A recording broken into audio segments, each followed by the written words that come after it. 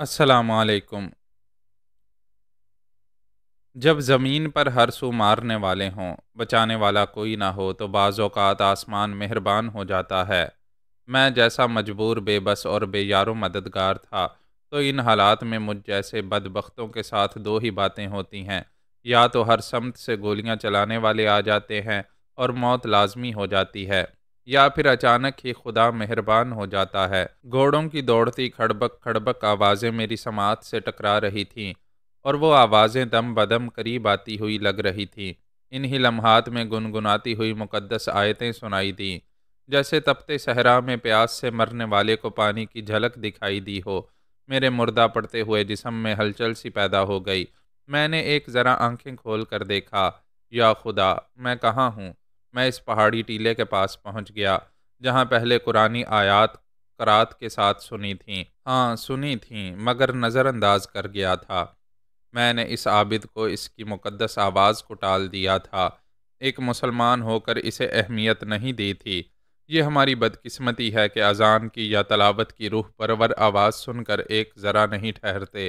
चंद लम्हों के लिए रुक कर ये नहीं सुनते कि वो आयात हमसे क्या कह रही हैं। मैंने भी दुश्मनों से निमटने के बायस ध्यान नहीं दिया था। इनके पीछे भागता चला गया था, जबकि इस गार से आसमानी सदाएं मेरा पीछा कर रही थीं। आओ, अपनी बेहतरी की तरफ आओ। आओ, अपनी सलामती की तरफ आओ। मुझसे गलती हुई थी।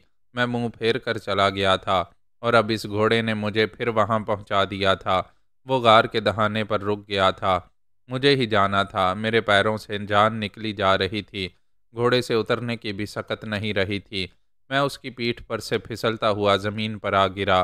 गार के अंदर से तलावत की आवाज़ वाज़े तौर पर सुनाई दे रही थी।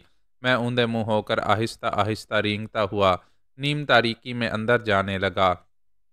वो घोड़ा मुझे वहां छोड़कर कहीं भागता चला गया। वो बेजुबान मुझे क्यों छोड़कर चला गया था? कुदरती मामलात को समझो तो किसी हद तक बात समझ में आती है। अगर वो वहां खड़ा रह जाता, तो दुश्मनों को मालूम हो जाता कि जिसे शिकार करने आए हैं वो गार के अंदर मौजूद है। इसलिए वो वहां से दौड़ता हुआ घने दरख्तों के दरमियान चला गया। जब राजा के सिपाही गार के पास पहुंचे, तो उन्होंने बहुत दूर घने दरख्तों और झाड़ियों के पीछे एक घोड़े के हिनहनाने की आवाज़ सुनी। वो सब उधर दौड़ते चले गए। खुदा बड़ा कारसाज है। जहाँ बात नहीं बनती वहाँ बनाता है। जहाँ सलामती नामुमकिन हो वहाँ सलामती पहुँचाता है। इस वक्त जैसे मेरे जिस्म का सारा खून बह चुका था। मैं हरकत करने के काबिल नहीं रहा था। हौसला हारते हारते गार के इस हिस्से में पहुँच गया, जहाँ वो बुज़ुर्ग एक भारी भरकम चट्टान पर बैठे कलाम पाक की तलावत में मसरूफ़ थे। एक दिए की रोशनी ने पूरे गार को दूर तक रोशन कर रखा था। मैंने बस इतना ही देखा, फिर इसके बाद चरागों में रोशनी न रही। जैसे मेरी ज़िंदगी का चिराग बुझ गया। मैं बेहोशी के नाम पर आधी मौत मर चुका था। मौत इसी को कहते हैं कि पांचों हवास नाकारा हो जाएं। न बंदा देख सके, न सुन सके, न सूंघ सके, न चख सके, और ना ही किसी का लम्स महसूस कर सके। मेरे पांचों हवास मर चुके थे। मैं होते हुए भी नहीं था, आरजी मौत का मज़ा चख रहा था। हमारी ज़िंदगी में ऐसा लम्हा आता है जब नीम बेहोशी और गफलत के दौरान आलम में नामालूम में पहुंच जाते हैं। होश में आने के बाद याद नहीं रहता कि हम कहाँ थे। मुझे याद था, मैंने एक नई मलकूती दुनिया देखी। वहाँ हर समत धीमा धीमा सा नूर फैला हुआ था। सफ़ेद पोश फरिश्ते दिखाई दे रहे थे। कभी किसी ने फरिश्तों को नहीं देखा। मैं भी देखने का दावा नहीं करता, लेकिन ऐसा लग रहा था जैसे मेरे आसपास आसमानी मखलूक मुतहर्रिक हैं। वो ज़ेरे लब कुछ पढ़ रहे थे और मुझे अपने कांधों पर ले जा रहे थे। चार कांधों पर जनाजा जाता है। मैं जिंदा था, खून आलूद लिबास में एक स्ट्रेचर पर पड़ा हुआ था। मेरे दिमाग पर धुंध सी छाई हुई थी। मैं सोचने समझने के काबिल नहीं था कि कहाँ हूँ और किन हालात से गुजर रहा हूँ। मैंने खुद को एक पथरीली चार दीवारी में पाया। वहाँ बड़े बड़े पत्थर और चट्टानें दिखाई दे रही थीं। उन्होंने स्ट्रेचर को एक जगह रख दिया। मैंने वहाँ इन बुज़ुर्ग को देखा जो गार में नज़र आए थे। इस वक्त भी वो वही आयत पढ़ रहे थे जिसे मैंने गार के बाहर मुंह फेर कर जाते हुए सुना था।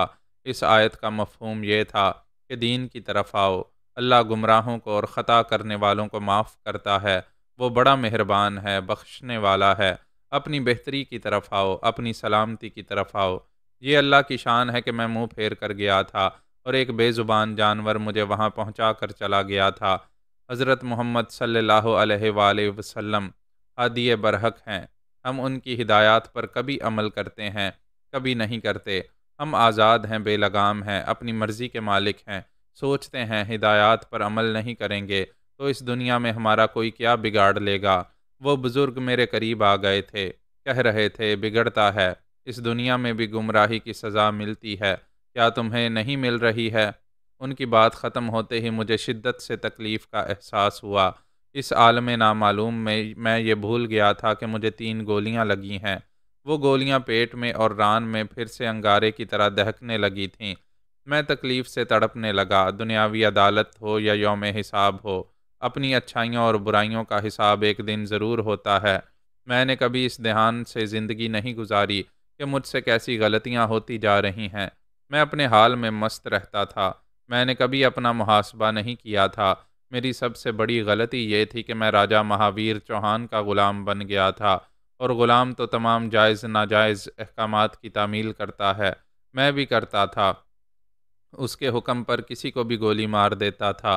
ये नहीं सोचता था कि महावीर ने उसे इंसाफ़न मौत की सज़ा दी है या नहीं। वो बुज़ुर्ग ज़ेरे लब कुछ पढ़ रहे थे। उन्होंने कहा, तुमने इससे बड़ी गलती की है। एक राजा की ताबेदारी के दौरान अपने अल्लाह की ताबेदारी भूल गए। जब भी राजगढ़ में रहते हो, अल्लाह को भूल जाते हो। छुट्टी लेकर अपनों में जाते हो तो वहाँ दीनी माहौल में 2-4 वक्त की नमाज पढ़ लेते हो। कभी दिल करता है तो कुरान मजीद खोल कर पढ़ लेते हो, वरना अपनी मुकद्दस किताब को हाथ भी नहीं लगाते। मैं तकलीफ़ से बेहाल हो रहा था। थोड़ी देर पहले पता नहीं कैसे आराम आ गया था, अब फिर से तकालीफ झेलने की सज़ा मिल रही थी। वो कह रहे थे, सोचो और समझो, वो परवरदिगार कब ना मेहरबान होता है और कब मेहरबान हो जाता है। सोचो कि तुम दीनी अहकामात से मुनहरिफ थे। समझो कि वो महबूब समझो कि वो माबूद तुम पर मेहरबान क्यों हो रहा है। उसने तुम्हें सज़ा नहीं दी, इसके बरक्स गैर मामूली सलाहियतों से माला माल किया है। तुम्हारे सामने बड़े बड़े शहज़ोरों के कदम उखड़ जाते हैं। उस कादिर मुतलक ने तुम्हें नाकाबिले शिकस्त क्यों बनाया है? मैंने तकलीफ़ से कराहते हुए कहा, मैं आकबत ना अंदेश हूँ। मुझसे बड़ी हमाकतें और गलतियाँ हुई हैं। मैं शर्मिंदा हूँ। खुदा के लिए मुझे तकलीफ़ से निजात दिलवाएं। किसी डॉक्टर को बुलाएं, मेरे अंदर से गोलियां निकालें। मैं मरने वाला हूँ। क्या मुझसे मदद मांग रहे हो? हाँ, यहाँ और कौन है? सिर्फ आप ही मेरी इमदाद कर सकते हैं। उन्होंने पूछा, यहाँ मैं ना होता तो कौन होता? अब तो मुझसे बात भी नहीं की जा रही थी। मैंने अटक अटक कर कहा, जहाँ कोई नहीं होता वहाँ खुदा ज़रूर होता है। उन्होंने पूछा, तुम्हें यहाँ किसने पहुँचाया? कमज़ोरी के बायस मेरी आंखें बंद हो रही थीं। मैंने कहा, खुदा ने। तो फिर तुम्हारा ईमान कमज़ोर क्यों है? अल्लाह से मदद क्यों नहीं मांगते? मुझसे क्यों मांग रहे हो? मैंने ज़ेरे लब कहा, अल्लाह, मैं तुझसे फिर गया था, मुझे माफ़ फरमा। ये गोलियां मेरी जान ले रही हैं, इनसे निजात दे मेरे मालिक। उन्होंने कहा, यहाँ कोई डॉक्टर नहीं आएगा, ना ही ऑपरेशन होगा। रूहानी इलाज से गोलियां निकाली जाएंगी। मैं खुदा से मदद मांग रहा हूँ, और खुदा ने रूहानी इलाज के लिए आपको वसीला बनाया है। बेशक रूहानी इलाज आसान भी है और मुश्किल भी। सिर्फ एक इसमें आज़म पढ़ो। पढ़ना आसान है, मगर पढ़ नहीं पाओगे। मुझे बताएं, इसमें आज़म क्या है? ऐसा क्या मुश्किल है? मैं ज़रूर पढ़ूँगा। उन्होंने कहा, अल्लाह ताला के तमाम इस्माए हुस्ना में एक इस्म आज़म अल्लाह है। आम हालात में अल्लाह का नाम लेना आसान है, लेकिन मदद के लिए उसे पुकारना हो तो अपनी ज़ात के अंदर डूब कर दिल की अथाह गहराइयों से पुकारो। तब इस नाम की सच्ची और कामिल अदायगी हो पाती है, और तब ही चश्मे ज़दन में पुकारने वाले की बलाएं टल जाती हैं। फिर उन्होंने आगे बढ़कर मेरे करीब होकर कहा, पढ़ो, इसमें आज़म पढ़ो, और इसमें आज़म है अल्लाह। मैंने अपनी दानिस्त में दिल की गहराइयों से बड़े जज्बे और अकीदत से बड़े मान से कहा, या अल्लाह, मदद फरमा। उन्होंने कहा, बंदा समझता है वो बड़े ही ईमानी जज्बे से अल्लाह का नाम ले रहा है, मगर अदायगी में जो कमी और कोताही रह जाती है उसे सिर्फ अल्लाह जानता है। मैंने कहा, या अल्लाह, मैं अपनी कोताहियों को समझने से कासिर हूँ, मेरी मदद फरमा। वो कह रहे थे, इसमें आज़म की बरकत सिर्फ इसके लिए है जो बेख्तियार तड़प कर उसे पुकारता है, और इंसान उस वक़्त तड़पता है जब उसकी सांसें उखड़ने लगती हैं, वो जाती हुई सांसों को और हवा को पकड़ नहीं पाता, एकदम से तड़प तड़प कर अल्लाह अल्लाह करता है। इन्हीं लम्हात में इसमें आज़म की अदायगी मुकम्मल होती है। मैं सुन रहा था, मेरी सांसें उखड़ने वाली थीं। मैं हवा को पकड़कर एक के बाद दूसरी सांस नहीं ले सकता था। मैंने अपनी बेबसी को, अपनी मजबूरी को समझते हुए पुकारा, अल्लाह अल्लाह अल्लाह। उन्होंने खुश होकर झूमने के अंदाज में सर हिलाते हुए कहा, तुम्हारी अदायगी कामिल है, मगर एक नुक्ता काबिल गौर है। सारे ही मुसलमान जांकनी की हालत में तड़प कर अल्लाह को पुकारते हैं, फिर उन्हें एक के बाद दूसरी सांस क्यों नहीं मिलती? इसलिए कि उनकी तबई उम्र पूरी हो चुकी होती है। इसलिए कि सारी उम्र रस्मी तौर पर नीम दिली से, नीम तवज्जो से सजदे करते रहने और अल्लाह अल्लाह करते रहने के बाद वो आखिरी वक्त ज़िंदगी की भीख मांगने के लिए तड़प कर इसमें आज़म पढ़ते हैं। तुमने भी यही किया है, कभी दिल से और तवज्जो से नमाज नहीं पढ़ी। जब भी दीनी अहकामात के मुताबिक पढ़ना चाहिए तो तुम्हारे अंदर राजा के अहकामात गर्दिश करते रहे और मंदिर की घंटियां बजती रहें। आज पहली बार मौत की दहलीज पर ये घंटियां नहीं बज रही हैं। अभी तुमने सारी ज़िंदगी से बेनियाज होकर, अपनी ज़ात में गर्क होकर इसमें आज़म पड़ा है। या खुदा, इस बंदे से राज़ी हो जा, वो मेरे और करीब आ गए। या खुदा, तबई उम्र के मुताबिक इसके मुकद्दर में अभी ज़िंदगी है। ए परवरदिगार आलम, तूने मुझे रूहानी इलाज की सलाहियतें अता की हैं। मैं तेरी रज़ा से इलाज कर रहा हूँ। वो मेरे बराबर लेट गए। उन्होंने जैसे रूहानी नमाज की तकबीर पढ़ी, अल्लाह अकबर अल्लाह अकबर। उन्होंने बड़े दर्द से, बड़े जज्बे से इसमें आज़म पढ़ा। मैं अच्छी तरह देख नहीं पाया। वो अल्लाह अल्लाह कहते हुए मेरी तरफ करवट लेकर मुझसे लग गए, फिर पलक झपकते ही मेरे कालिब में ढल गए, मेरे वजूद के अंदर गुम हो गए। उसी लम्हे से मैं जैसे मैं न रहा, वो हो गया। मैं एक था, मगर एक और मुकद्दस वजूद का हामिल हो गया। मेरे अंदर जैसे रूह की नामालूम गहराइयों से इसमें आज़म अदा हुआ, अल्लाह अल्लाह अल्लाह। वो एक ही ईमानी अदायगी थी कि मुआवजा हो गया। मेरे पेट में सरसराहट सी हुई। वो गोली सरसराती हुई बाहर आ गई। जल्ला जलालहू व जल्ला शानहू। मैंने इन लम्हात में इसमें आज़म पड़ा था, मगर इस अदायगी के पीछे इन बुज़ुर्ग की रूहानी क़ुव्वत थी। मेरी अदायगी में जो कमी रह गई थी वो उनकी शिरकत से पूरी हो गई थी। मैंने फिर आंखें बंद कीं, बड़े जज्बे से तड़प कर इसमें आज़म पड़ा, अल्लाह अल्लाह। फिर मुआवजा हुआ, मेरी रान के अंदर सरसराहट सी हुई। वो दूसरी गोली भी सरसराती हुई बाहर आ गई। इंसान बहुत ज़हीन है, एक दिन अपनी जहानत से पूरी कायनात का भेद मालूम कर लेगा, मगर अल्लाह ताला की हिकमत को और रूहानी अलूम के राज़ों को कभी समझ नहीं पाएगा।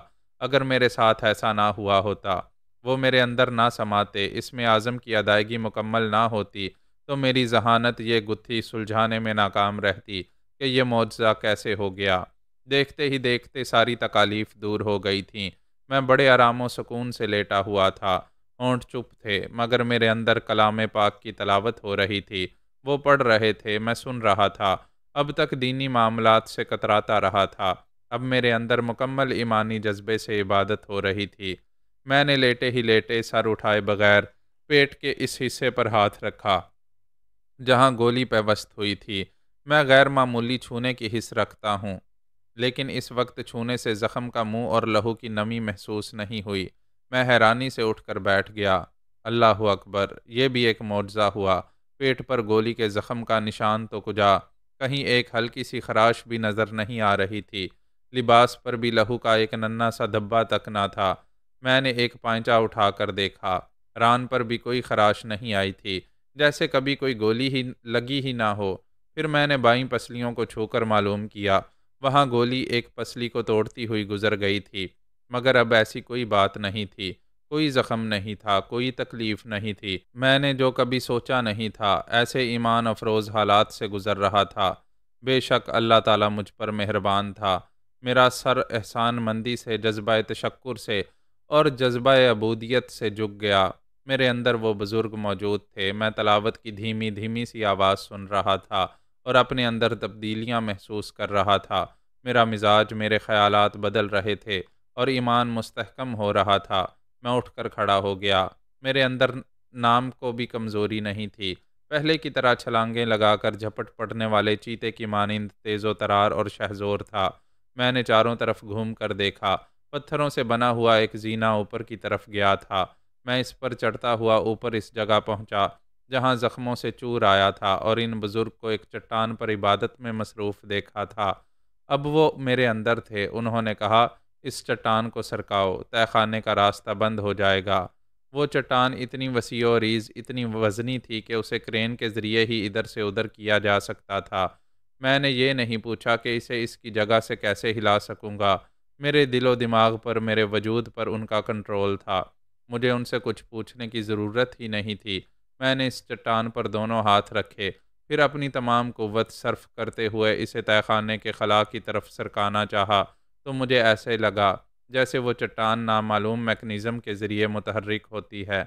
उसे हाथ लगाते ही जैसे स्विच का बटन दब गया हो, वो आहिस्ता आहिस्ता सिरकती हुई इस खला पर आ गई। तहखाने का रास्ता बंद हो गया। ना वहाँ बिजली थी, ना जनरेटर था और ना ही किसी तरह का मैकेनिज़्म था। मैं आर्जी तौर पर मादी दुनिया से कटकर रूहानी माहौल में आ गया था और रूहानियत की करामात देख रहा था। मैंने वक्तन फ़वक्तन औलिया कराम की ज़िंदगी के हालात और उनकी करामात से भरपूर वाक़यात पढ़े थे।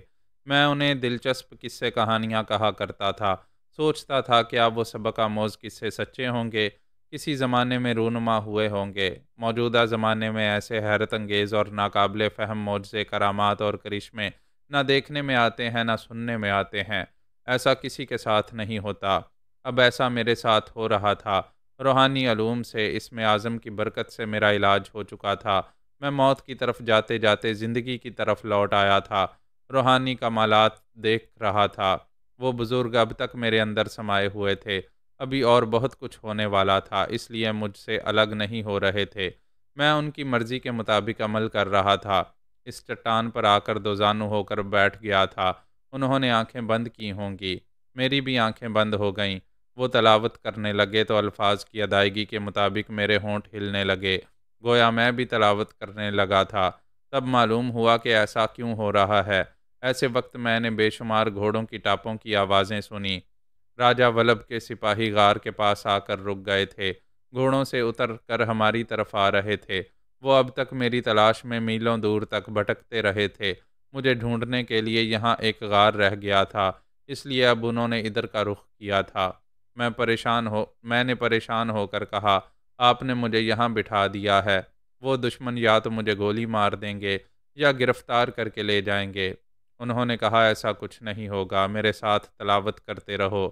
सिपाहियों के भारी भरकम फौजी बूट ज़मीन पर धमक पैदा करते हुए मेरे सामने आ गए। वो मेरे अंदर पढ़ते पढ़ते रुक गए थे। उन्होंने आंखें खोलीं, मैंने भी खोल दी। बड़ा हैरान हुआ। सेनापति ने अपने साथियों के साथ मेरे सामने घुटने टेक दिए थे। दोनों हाथ जोड़कर सर झुकाकर कह रहा था, बाबा साईं की जय हो। हम एक अपराधी को ढूंढने आए हैं। मेरी हैरानी और बढ़ गई। वो मुझे बाबा साईं कह रहा था। वो सब अपनी आंखों से मुझे नहीं, इन बुजुर्ग को देख रहे थे। ये मुझे बाद में मालूम हुआ कि इस राजवाड़े के मुसलमान, हिंदू, सिख और बुद्ध मत के मानने वाले सब ही उन्हें अल्लाह वाला और भगवान का अवतार मानते थे। आसपास के इलाकों से भी हज़ारों क़ीदतमंद महीने में एक बार उनके आगे सर झुकाने, अपने मसाइल पेश करने और अपनी मुरादें हासिल करने आते थे। राजाओं ने अपनी अपनी जनता से कहा था कि वो बाबा साईं की इबादत के दौरान गार की तरफ ना जाया करें। उनकी मर्ज़ी और मिजाज के ख़िलाफ़ जो वहाँ जाएगा उसे सख्त सज़ा दी जाएगी। बहरहाल इन दुश्मन सिपाहियों के सामने मैं नहीं था। शायद उन्हें बाबा साईं नज़र आ रहे थे और वो बाबा साईं मेरी उलझन को समझ रहे थे। उन्होंने कहा, पहले मैं तुम्हारे अंदर था, अब दुश्मनों की मौजूदगी में तुम मेरे अंदर समा गए हो। ये लोग मुझे देख रहे हैं। सेनापति सर झुकाए पलथी मारकर बैठ गया था। बाकी तमाम सिपाही मुझे तलाश करने के लिए इस गार के मुख्तलिफ हिस्सों में गए थे। बाबा साईं ने कहा, जिसे ढूंढ रहे हो वो नहीं मिलेगा। जितनी जल्दी हो सके यहाँ से चले जाओ। तुमने मेरी इबादत में मुदाखलत की है। मेरी शिकायत राजा विलब तक पहुँचेगी। वो गिड़गिड़ाने के अंदाज में बोला, हम पर दया करें, शिकायत ना करें। मैं अभी सिपाहियों को यहाँ से ले जाता हूँ। वो फौरन ही वहाँ से उठकर चला गया। कुछ देर बाद ही मैंने तमाम सिपाहियों के कदमों की आवाज़ें सुनी। वो सब गार से बाहर जा रहे थे। मुझे वहाँ ढूंढने के बाद मायूस हो गए थे। अपने राजा के पास जाकर ये रिपोर्ट देने वाले थे कि मैं राजवाड़े के इस जंगल से कहीं बहुत दूर चला गया हूँ। ये आंख मचोली खूब रही थी। मैं उन्हें देखता रहा था और वो मेरे सामने बिल्कुल करीब आकर भी ना देख सके थे। मैंने कहा, बाबा साईं, आप मेरे लिए रहमत का फरिश्ता हैं। इंसानी अकल कभी सोच नहीं पाएगी कि आप मुझे किस तरह छुपा रहे हैं। उन्होंने कहा, ये रूहानी आंख मचोली है, आइंदा तुम्हें इसी तरह पनाह मिलती रहेगी। अपनी आंखें बंद करो।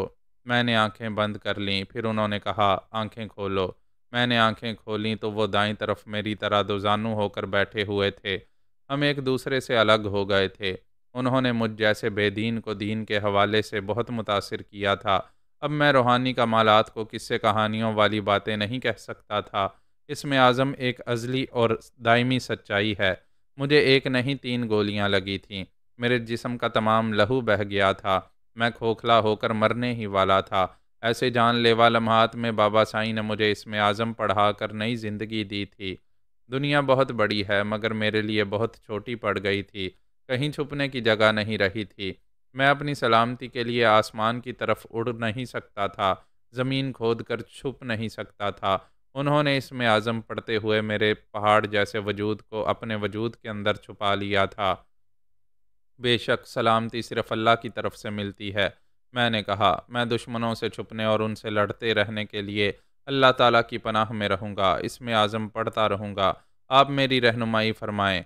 मैं आपकी तरह कैसे दिल की गहराइयों से इसमें आज़म अदा कर सकता हूँ। उन्होंने फरमाया, इसकी अदायगी के लिए पाँचों वक्त की नमाज लाजमी है। फिर बिला तामल किसी हीलो हुज्जत के बगैर दुनिया दीन के तमाम अहकामात की तामील करना ज़रूरी है। क्या ये तमाम फ़राइज़ अदा कर सकोगे? इंशाअल्लाह करूँगा। क्या सारी दुनिया को छोड़कर अपनी ज़िंदगी सिर्फ़ अल्लाह ताला के लिए वक़्फ़ कर सकते हो? मैं ज़रा हिचकिचाया। फ़ौरन ही हाँ नहीं कह सकता था। उन्होंने फ़रमाया, बहुत मुश्किल है। दुनियावी मामलात ने तुम्हें बुरी तरह जकड़ लिया है। तुम्हारी बीवी है, 2 बच्चे हैं। इनकी ज़िम्मेदारियाँ पूरी करनी हैं। फिर यह कि राजकुमारी की मोहब्बत भी दिल में बैठ गई है। मैं चुपचाप सर झुकाए सुन रहा था। वो कह रहे थे, दुश्मनों को कुचलना है, उन पर गालिब आने के लिए, उनसे बरतर होने के लिए ताकत और दौलत का हसूल लाजमी है, और तुम खुफिया ख़जाना हासिल करके ही अपने मकासद हासिल कर सकोगे। वो ज़रा चुप हुए, फिर बोले, क्या करोगे? क्या इन हालात में सिर्फ़ अल्लाह ताला के होकर रह सकोगे? मेरी तरह दुनिया को छोड़कर दिन रात इबादत कर सकोगे? मैंने कहा, हमारे दीन में रहबानियत नहीं है। हमें हुक्म है कि इबादत ज़रूर करो, मगर दुनियावी मामलात में भी रहो। अपनी मेहनत से ज़िंदगी की तमाम ज़रूरियात पूरी किया करो। उन्होंने फरमाया, मैंने भी दुनिया नहीं छोड़ी है, यहाँ गोशा नशीन हूँ, फिर भी दुनिया वालों से ताल्लुक़ रखता हूँ। अब ये समझो कि मुझ में और तुम में क्या फ़र्क है। मैंने सवालिया नज़रों से उन्हें देखा। वो बोले, मैंने अपनी ज़रूरतों को एक हद में रखा है, जबकि तुम्हारी ज़रूरतें लामहदूद हैं। मैं एक जोड़ा पहनता हूँ और 2 वक्त खाता हूँ। इब्तदा में इबादत करता रहा, फाके करता रहा, कभी रोज़ी मिल जाती थी, वरना रोज़े रखता था। ये यकीन कामिल था कि ख़ुद को सिर्फ़ इबादत के लिए वक्फ़ कर दूँगा और रूहानियत के मदारिज तय करता रहूँगा, तो फिर रहबानियत और गोशा नशीनी का इल्ज़ाम मुझ पर नहीं आएगा। फिर मैं दुनियावी मामलात में भी रहूँगा और अल्लाह के बंदों के काम भी आता रहूँगा। उन्होंने पूछा, क्या अभी तुम्हारे काम नहीं आ रहा हूँ? बेशक आप गोशा नशीन हैं, मगर यहाँ बेशुमार अकीदतमंद आते हैं। आप उनकी मुसीबतें, उनकी बीमारियाँ दूर करते हैं। मुझे तो आप मौत से छीन कर लाए हैं। मेरे दुश्मन बेनाई रखते थे, आपने मेरी तरफ से उन्हें नाबीना बना दिया। मैं आपके अंदर मौजूद था और वो मुझे देख नहीं पा रहे थे। मैंने शर को कुचलने की रूहानी कुव्वत हासिल की है। तुम शर पसंदों से निमटने के लिए खुफिया पनागा हासिल करना चाहते हो। क्या सिर्फ अल्लाह के होकर इसमें आज़म की बरकतें हासिल कर सकोगे? उन्होंने खुद ही इनकार में सर हिलाकर जवाब दिया, नहीं, ऐसा नहीं कर सकोगे। मैंने कायल होकर कहा, बेशक मैं ऐसी कठिन इबादत नहीं कर सकूँगा जैसी आप करते रहे हैं। मुझे बीवी बच्चों के फ़राइज़ अदा करने हैं। मेरे लिए राजकुमारी और वो खुफिया ख़जाना ज़रूरी हो गया है। मैं इन मामलात से निकल नहीं पाऊँगा। फिर इसमें आज़म कभी नहीं पढ़ पाओगे। मैंने मायूसी से सर झुका लिया। उन्होंने कहा, अल्लाह ताला तुमसे राज़ी हो। वो आलिमुल गैब है, वही जानता है कि तुम्हें ये नई ज़िंदगी क्यों दी है। अगर तुम सदके दिल से 5 वक्त की नमाज़ पढ़ते रहोगे, दीनी अहकामात की तामील करते रहोगे, तो मैं तुम्हारे काम आऊँगा। तुम इसमें आज़म नहीं पढ़ सकोगे, मैं तुम्हारे अंदर आकर पढ़ता रहूँगा। मैंने बड़ी अकीदत से सर झुकाकर कहा, आप मुझ पर यह एहसान फरमाएंगे, मेरा बहुत बड़ा सहारा बन जाएंगे। फिर इंशाल्लाह एक वक्त की भी नमाज नहीं छोड़ूंगा, आपकी तरह अल्लाह के नेक और मजबूर बंदों के काम आता रहूंगा। फिर मैंने अपने हालात के मुताबिक कहा, अभी तो मैं राजा महावीर और राजा विलब जैसे दुश्मनों से छुप रहा हूँ। अभी आपकी मदद हासिल करते हुए अपने ही काम आना है। मैं तुम्हारे करीब रहा करूँगा, मगर पहले नमाज पढ़ो, कुरान मजीद के पूरे 30 पारों की तलावत करो। मुझे ये कहते हुए शर्मिंदगी हो रही है कि कलाम पाक अटक अटक कर पढ़ता हूँ, सही तलफ़ुज़ भूल गया हूँ। मैं तुम्हें पढ़ाऊँगा, जब दुरुस्त पढ़ने लगोगे, कोई गलती नहीं करोगे, तब तुम्हारे अंदर इसमें आज़म पढ़ूँगा, तभी तुम अपने मसाइल हल कर सकोगे। मैंने अपने तसव्वुर में राजकुमारी फूलवती को देखा। बाप ने उसे तमाचा मारा था। पता नहीं वो मुझसे मोहब्बत करने की कैसी सज़ाएं पा रही होगी। मैं जल्द से जल्द इसके काम आना चाहता था, उसे वहाँ से निकाल लाना चाहता था, जबकि राजाओं से टकराने वाली कुव्वत और कानूनी ज़राए से महरूम था। मैंने कहा, कलाम पाक को सही हिज्जे और तलफ़ुज़ से पढ़ने में कई दिन कई हफ्ते लग जाएंगे। राजकुमारी मुसीबत में है, क्या ऐसा नहीं हो सकता कि पहले मैं उसे वहाँ से निकाल लाऊं? दुनिया का हर इंसान अपने हिस्से की मुसीबतें झेलता है, राजकुमारी को भी झेलने दो। मेरा दिल नहीं मानेगा, मैं उसे मुसीबतों से और मुखालफीन से निजात दिलाए बगैर सुकून से नहीं रह सकूँगा। तो फिर जाओ, उसे निजात दिलाओ। मैं सिर्फ इतना जानता हूँ कि जो सबक याद नहीं करता उसे छुट्टी नहीं मिलती। तुमने कलाम पाक को भूलने की बहुत बड़ी गलती की है। अगर वाकई शर्मिंदा हो तो अभी से गलती किए बगैर सही पढ़ने की लगन पैदा करो। नमाज का वक्त हो गया था। मैंने उसी वक्त वहाँ से उठकर वज़ू किया। वो हमेशा बावज़ू रहा करते थे। मैंने उनके साथ नमाज पढ़ी। इसके बाद उन्होंने मेरे सामने कलाम पाक ला कर रखा, फिर कहा, पढ़ो। मैं पढ़ने लगा और भूलने लगा। वो मुझे दुरुस्त आराब और हिज्जों के साथ पढ़ाने लगे। चूँकि पहले पूरे 30 सिपारे पढ़ चुका था, इसलिए एक बार पढ़ाते ही ज़हन नशीन होने लगा। मैंने पहला सिपारा पढ़ने के बाद इसे दोहराया तो गलती नहीं हुई। उन्होंने खुश होकर कहा, सुबहान अल्लाह! अगर रोज़ाना 10 सिपारे पढ़ोगे और इसी तरह याद रखोगे, तो 3 दिनों के बाद तुम्हारे अंदर आकर इसमें आज़म पढ़ूंगा। मुझे हौसला मिला। मैं बड़ी लगन से पढ़ने लगा। जो अल्लाह के बरगुज़ीदा बंदे होते हैं, वो सिर्फ़ अल्लाह से ही लौ लगाए रखते हैं। उन्हें दुनिया में मालो ज़र की और आक़िबत में जन्नत की तलब नहीं होती। वो अपने अमाल का फ़ैसला अल्लाह पर छोड़ देते हैं, यानी किसी लालच के तहत इबादत नहीं करते। इसके बरक्स मेरे दिल में राजकुमारी फूलवती की तलब थी। मैं जल्द अज़ जल्द उसके पास पहुँचने के लिए, उसके काम आने के लिए और उसे हासिल करने के लिए भूला हुआ सबक पूरी तवज्जो से ज़हन नशीन कर रहा था और पाँचों वक्त की नमाज़ें पढ़ रहा था। इसी दौरान मैंने अपनी गैर मामूली ज़रहानत से काम लेकर फूलवती की बातें सुनी। इस वक्त रात के 11 बजे थे। बाबा साईं ने समझाया था कि ईशा की नमाज के बाद एक सपारा पढ़कर सो जाया करूं, थोड़ी सी नींद लेकर तहज्जुद पढ़ा करूं, और मैं यही करता था। क्या करूं, फूलवती मेरे अंदर खलबली पैदा करती रहती थी। लिहाजा दूसरी रात मैंने उसकी खबर ली। वो जाग रही थी, डायरी लिख रही थी और उसे ज़ेरे लब पढ़ रही थी। यूं मैं उसकी आवाज़ सुन रहा था। ये मालूम हुआ कि राजा विलब ने उसे महल में बंद कर रखा है। रिश्तेदारों को भी उससे मिलने की इजाज़त नहीं दी जाती। राजा विलब, राजा महावीर और दूसरे तमाम राजघरानों में ये तशवीश पैदा हो गई थी कि राजकुमारी फूलवती एक मुसलमान से इश्क कर रही हैं। इश्क के नतीजे में उससे शादी करना चाहती है, और मुसलमान से शादी का मतलब ये हुआ कि धर्म छोड़ने वाली है। ये बात सिर्फ राजाओं के लिए ही नहीं, तमाम हिंदू जनता के लिए भी नाकाबिले बर्दाश्त थी। एक राजकुमारी किसी मुसलमान से शादी करना चाहती थी, वो भी एक नौकर से। सब ही हिंदू छी छी थू थू कर रहे थे, कह रहे थे कि गाजी को पकड़ कर लाया जाए और तमाम जनता के सामने उसकी गर्दन उड़ाई जाए। किसी सबूत के बगैर मुझे रानी कलावती का कातिल करार दे दिया गया था। मुझ पर यह भी इल्ज़ाम था कि मैंने राजा महावीर पर गोलियां चलाकर उसके दोनों बाजू नाकारा कर दिए हैं। यह भी कहा जा रहा था कि मैं कट्टर मुतअस्सिब मुसलमान हूँ, हिंदुओं से सख्त नफरत करता हूँ और उनके धर्म की एक लड़की को फांस कर उनकी गैरत को ललकार रहा हूँ। मैं किसी भी राजवाड़े में नहीं जा सकता था। तमाम राजाओं ने अदालत से मेरी गिरफ्तारी का इजाज़तनामा हासिल किया था। हर जगह मेरी तस्वीर के साथ पोस्टर लगाए जा रहे थे। जली हरूफ में लिखा गया था कि ख़तरनाक कातिल गाजी सलाहुद्दीन को जो पकड़ कर लाएगा या पुलिस की मदद से गिरफ्तार कराएगा, उसे नकद 500 रुपये इनाम के तौर पर दिए जाएंगे। उन्होंने मेरे लिए ज़मीन तंग कर दी थी। मैं रूपोश रहकर ही महफूज रह सकता था। मेरी तस्वीर के बायस मुझे एक बच्चा भी पहचान सकता था। फिर मेरा कद और जिसामत ऐसी थी कि सबसे अलग दिखाई देता था। राजाओं को इत्मीनान था कि मैं जुनूनी आशिक बनकर या डकैत बनकर फूलवती को चुराने नहीं आऊँगा। दूसरी तरफ राजकुमारी को उसकी ख्वाबगाह में कैदी बना दिया गया था। खिड़कियों और दरवाज़ों को बाहर से बंद रखा जाता था। राजा की इजाज़त के बगैर ना ही वो ख्वाबगाह से बाहर आ सकती थी और ना ही कोई दासी अंदर जा सकती थी। उसके पिता महाराज ने कहा था, अगर वो मेरा ख्याल दिल से नहीं निकालेगी, मेरी तलब से बाज नहीं आएगी, तो वो उसे गोली मार देगा। लेकिन ये महज एक धमकी थी।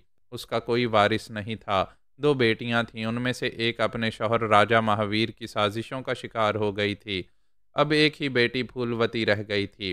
वो उससे महरूम नहीं होना चाहता था। दूसरी रियासतों के राजा भी ये चाहते थे कि फूलवती जिंदा रहे और जहेज में बाप की पूरी रियासत ले आए। कई राजा और राजकुमार उसे अपनी दुल्हन बनाने के लिए रिश्ता भेज चुके थे। इन सब ने यह दावा किया था कि शादी के बाद वो फूलवती के दिलो दिमाग से एक मुसलमान को निकाल फेंकेंगे। सिर्फ 3 दिनों के अंदर मेरे और उसके खिलाफ ऐसे सख्त इकदाम किए गए थे कि वो पिंजरे में रहकर पर नहीं मार सकती थी और मैं इस पिंजरे के दरवाजे तक पहुंच नहीं सकता था। मुझे देखते ही गोली मार दी जाती या तैश में आने वाले हिंदू चारों तरफ से लाठियां चलाते तो मैं तन्हा सैकड़ों हजारों मुखालफीन का मुकाबला नहीं कर पाता। मैंने तीसरे दिन बाबा साईं को 30वां पारा पढ़कर सुनाया। ज़रा भी ज़ेर ज़बर पेश की गलती नहीं की। उन्होंने फरमाया, तुम वाकई बड़ी लगन से दिन रात पढ़ते रहे हो। आइंदा सुबह शाम तलावत करते रहोगे तो अपनी मुकद्दस किताब को कभी नहीं भूलोगे। मैंने कहा, इम्तहान में पास होने वालों को इनाम दिया जाता है। आपने इनाम के तौर पर मेरे काम आने का वादा किया है। बेशक तुम 5 वक्त की और तहज्जुद की नमाज पढ़ रहे हो। आइंदा कलाम पाक को मानी और मुकम्मल तशरीह के साथ पढ़ते रहोगे। जब तक तुम्हारी ये लगन कायम रहेगी, मैं तुम्हारे काम आता रहूँगा। मैंने गैर मामूली समात के ज़रिए राजकुमारी के हालात मालूम किए। राजा विलब, राजा महावीर और दूसरे कई राजाओं की बातें सुनी। वो सब ही फूलवती से शादी करने के लिए मेरे दुश्मन बन गए हैं। मुझे देखते ही कत्ल कर देना चाहते हैं। उन्होंने पूछा, तुम क्या चाहते हो? मैं एक लम्हा भी ज़ाया किए बगैर फूलवती से मिलना चाहता हूँ। उसे कैद से रिहाई दिलाना चाहता हूँ। वो रिहाई पाकर तुम्हारे साथ कहाँ जाएगी? तुम उसे कहाँ लिए फिरोगे? मैं इस सवाल का जवाब ना दे सका। तमाम शहरों और छोटे बड़े इलाकों में जगह जगह दीवारों पर मेरी तस्वीर के साथ पोस्टर चिस्पा किए गए थे। सिर्फ पुलिस ही नहीं, सरफिरे हिंदू भी मुझे तलाश कर रहे थे। वो मुझे देखते ही पहचान लेते। उन्होंने कहा, अभी ये मुमकिन नहीं है कि राजकुमारी को वहाँ से निकाल कर कहीं ले जा सको। आप बाकमाल बुजुर्ग हैं, नामुमकिन को मुमकिन बना सकते हैं। उन्होंने इनकार में सर हिलाकर कहा, हम किसी काम को मुमकिन बनाने के लिए खुदा की कुदरत से नहीं टकराते। यह मालूम करते हैं कि मुकद्दर में कितनी पेचीदगियां हैं और इन पेचीदगियों को अल्लाह की रज़ा के मुताबिक किस तरह सुलझाना चाहिए। आप किसी भी तरह सुलझाएं, मुझे फूलवती तक पहुंचने दें। उन्होंने कहा, इबादत में मसरूफ़ रहो। कल सुबह तक फूलवती को भूल जाओ। हम फजर की नमाज के बाद महल में जाएंगे। मैं खुशी से खिल गया। मुझे यकीन था कि महल में किसी तरह पहुंच जाऊंगा तो राजकुमारी से भी मिल सकूंगा। मुझे बड़ा हौसला मिल रहा था। मैं बड़े जज्बे और लगन से इबादत में मसरूफ़ हो गया। इबादत के दौरान जब भी वक्फ़ा होता और मैं ज़रा कमर सीधी करने के लिए लेट जाता था, तब अपने मुखालफिन की तरफ ध्यान देकर उनकी बातें सुनता रहता था। ऐसे ही वक्त पता चला कि शांति नगर का राजा शिव शंकर दास और बम्बई का एक बहुत बड़ा सनतकार शांताराम मेहमान बनकर महल में आए हैं।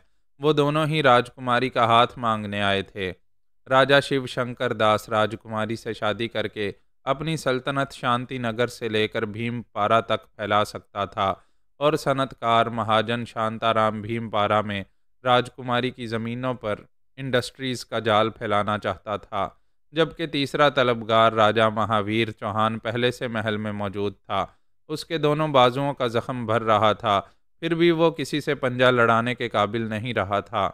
राजा विलभ ने राजकुमारी का हाथ मांगने वाले तमाम राजाओं और सनतकारों से कह दिया था कि जो हमारी बेटी का दिल एक मुसलमान से फेर देगा, उसे अपनी तरफ माइल कर लेगा, हम उसी को अपना दामाद बनाएंगे।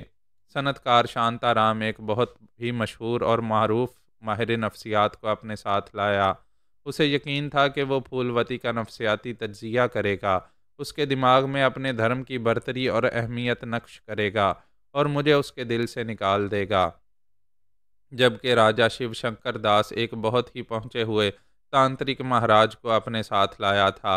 वो महाराज काले अलूम के जरिए किसी की भी खोपड़ी घुमा देता था, होशमंद को पागल और पागल को होशमंद बना देता था।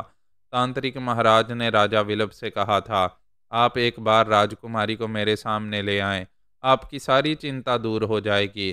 सनतकार शांताराम ने उसके जादुई कमालात की शोहरत सुनी थी। ये जानता था कि जादू का असर ज़्यादा दिनों तक नहीं रहता, लेकिन राजकुमारी का दिमाग 2-4 दिन के लिए भी फिर जाएगा तो वो राजा शिव शंकर की तरफ माइल हो जाएगी।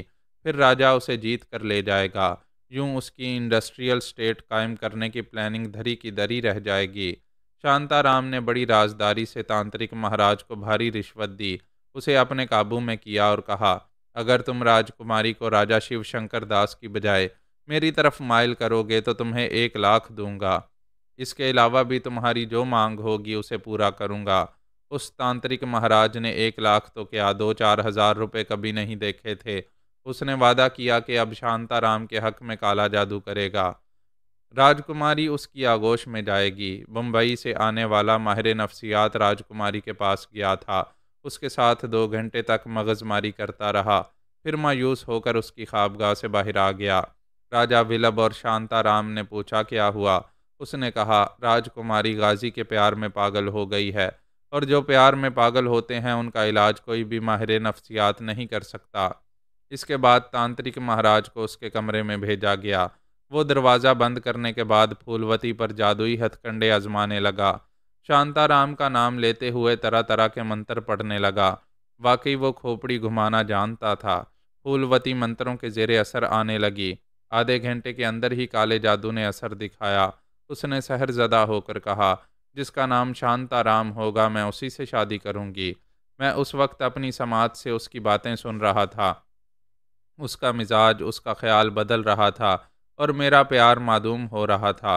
मैंने परेशान होकर बाबा साईं से कहा, वो काले जादू के शिकंजे में आ गई है, उसने मुझे भुला दिया है, खुदा के लिए आप कुछ करें। उन्होंने फरमाया, मैंने कहा था सुबह तक फूलवती को भूल जाओ। बाबा जी, कैसे भूल जाऊं? उसे काला जादू मुझसे छीन चुका है। तुम्हारा ईमान कमज़ोर है। तुम इतनी जल्दी भूल गए कि इसमें आज़म की बरकत से तुम्हें नई ज़िंदगी मिली है। इस अजीम और पाक नाम के आगे तमाम जादू, तमाम शैतानियत फना हो जाती है। अपनी कमज़ोरियों को समझो कि वो इसमें आज़म तुम्हारे दिल की गहराइयों से क्यों अदा नहीं होता है। मेरा सर नदामत से झुक गया। बेशक मैं मुसलमान हूँ, तमाम नमाज़ें पढ़ता हूँ, कलाम पाक की तलावत करता हूँ, अल्लाह ताला को कवी और कादर मुतलक मानता हूँ। इसके बावजूद आम मुसलमानों की तरह कभी घबरा कर किसी शरपसंद को, किसी शैतान को कवि और नहायत कुव्वत वाला समझ लेता हूँ। मेरे ईमान की कमज़ोरी ने मुझे शर्मिंदा किया। मैंने दोनों हाथों से मुँह छुपा लिया। उन्होंने मेरे शाने को थपकते हुए कहा, कोई बात नहीं, गिरते गिरते ही संभलते रहोगे। जाओ तमाशा देखो, फिक्र ना करो, जो हो रहा है होने दो, हम कल वहाँ जाएंगे। वो बड़ी मोहब्बत और शफकत से मेरी गलतियाँ और कमज़ोरियाँ दूर कर रहे थे। इबादत के दौरान वक्फ़ा हुआ तो मैंने फिर फूलवती की तरफ ध्यान दिया। चूँकि वो मेरे खिलाफ फ़ैसला सुना चुकी थी, शांताराम को मुझ पर तरजीह दे चुकी थी, इसलिए ख्वाबगाह के बंद दरवाजे और खिड़कियाँ खोल दी गई थीं। अब वो महल में आज़ादी से घूम रही थी। वहाँ सनतकार शांताराम की जीत हुई थी।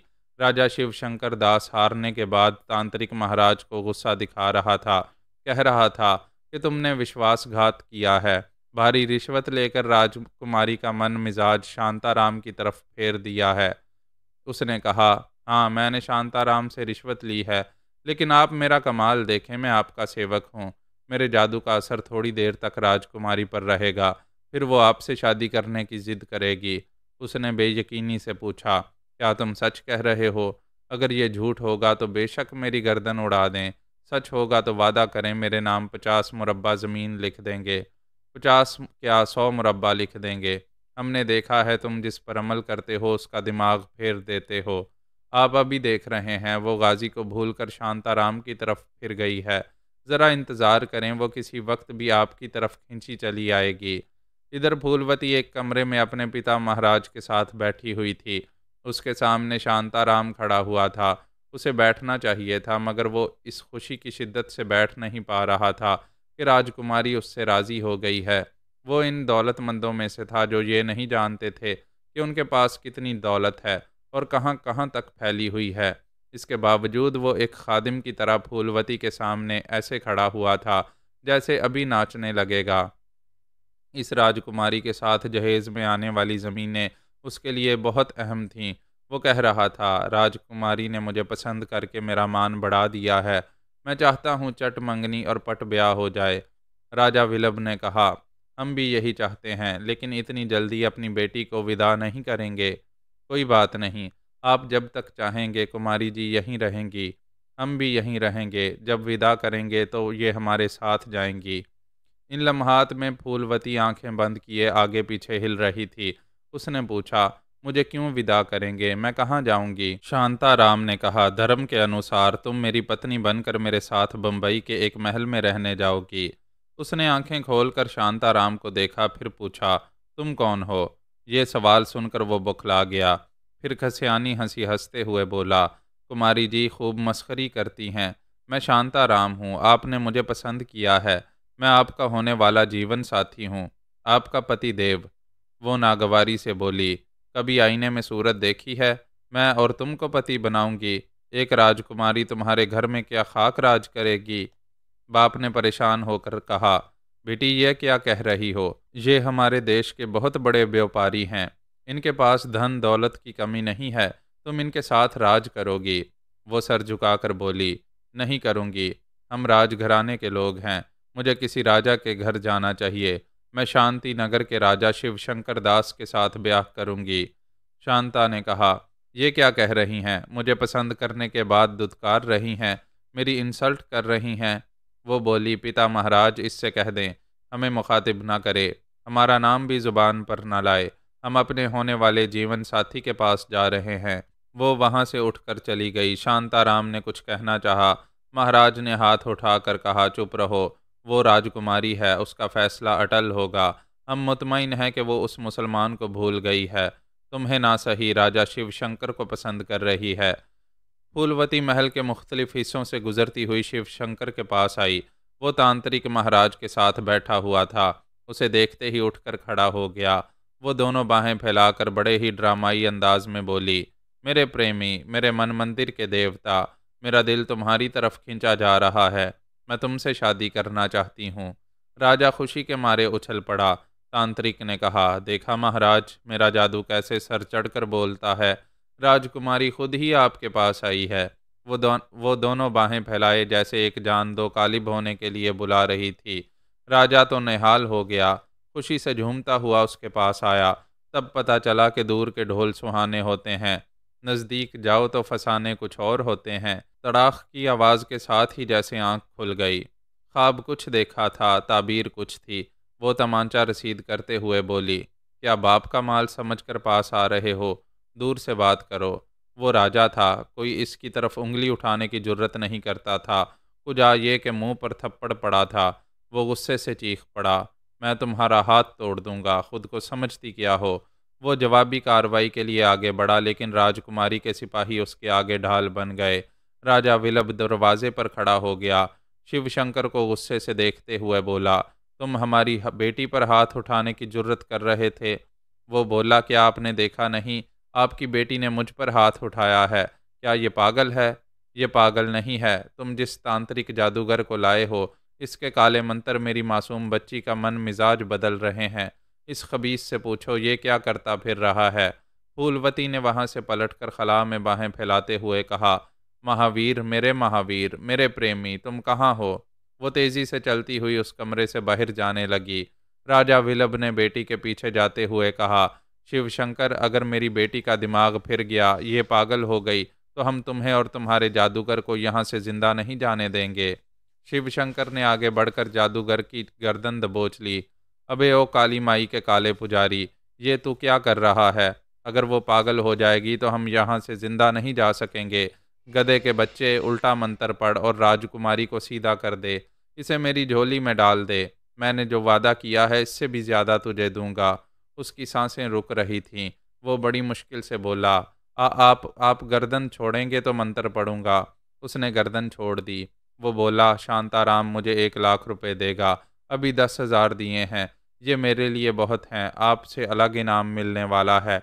मैंने आप दोनों के नाम से मंत्र पढ़े थे। तूने ऐसा क्यों किया? कह तो रहा हूँ मुझे 10,000 रुपये मिल गए। मैंने थोड़ी देर के लिए उसे खुश कर दिया। फिर आपने देखा वो आपके पास आई थी। शिव शंकर ने उसे एक थप्पड़ मारते हुए कहा, वो फूल मारने नहीं पत्थर मारने आई थी। तेरा जादू मेरे खिलाफ क्यों हो गया? वो अपना गाल सहलाते हुए बोला, ये बात मेरी समझ में नहीं आ रही कि वो यहाँ से फिसल कर राजा महावीर की तरफ क्यों गई है। मैं अपने कमरे में जाकर मंत्र पढ़ता हूँ। वो ज़रूर आपके पास लौट कर आएगी। वो फौरन ही पलट कर भागने के अंदाज में चलता हुआ राजा शिवशंकर से दूर चला गया। दूसरा थप्पड़ नहीं खाना चाहता था, इसलिए झूठ बोल रहा था। सच ये था कि उसने राजा महावीर से भी 10,000 रुपये लिए थे। उसके हक में भी काले मंत्र पड़े थे। अब इस जादूगर की सलामती इसी में थी कि फूलवती जिस तलबगार की हो जाती वो उसी की पनाह में रहता, वरना दूसरे उसे जिंदा छोड़ने वाले नहीं थे। उसने बड़े लोगों से बड़ा फरेब किया था और 20,000 रुपये कमा लिए थे। आगे ये यकीन था कि जो भी राजकुमारी को जीतेगा वो उसे पनाह ज़रूर देगा। इधर राजा महावीर के नाम लॉटरी निकल आई थी। फूलवती अपने पिता महाराज से कह रही थी, पहले ये मेरे जीजा थे। इन्होंने मेरी दीदी को बहुत खुश रखा था, मोहब्बतें दी थीं। मैं इनसे ही शादी करूंगी। बाप ने कहा, बेटी पहले तुमने शांताराम को पसंद किया, फिर शंकर दास के पास गईं, अब इधर आई हो, महावीर को जीवन साथी बनाना चाहती हो। तुम्हारे इरादे, तुम्हारे फैसले देखते देखते बदलते जा रहे हैं। वो बोली, अब फैसला नहीं बदलेगा। वो बोला, अच्छी तरह सोच लो, समझ लो, फिर अपना आखिरी फैसला सुनाओ। वो थोड़ी देर तक बाप का मुंह तकती रही, फिर सर झुकाकर सोचती हुई मसनद पर बैठ गई। बाप ने पूछा, क्या बात है? वो बोली, समझ में नहीं आता मेरे साथ क्या हो रहा है।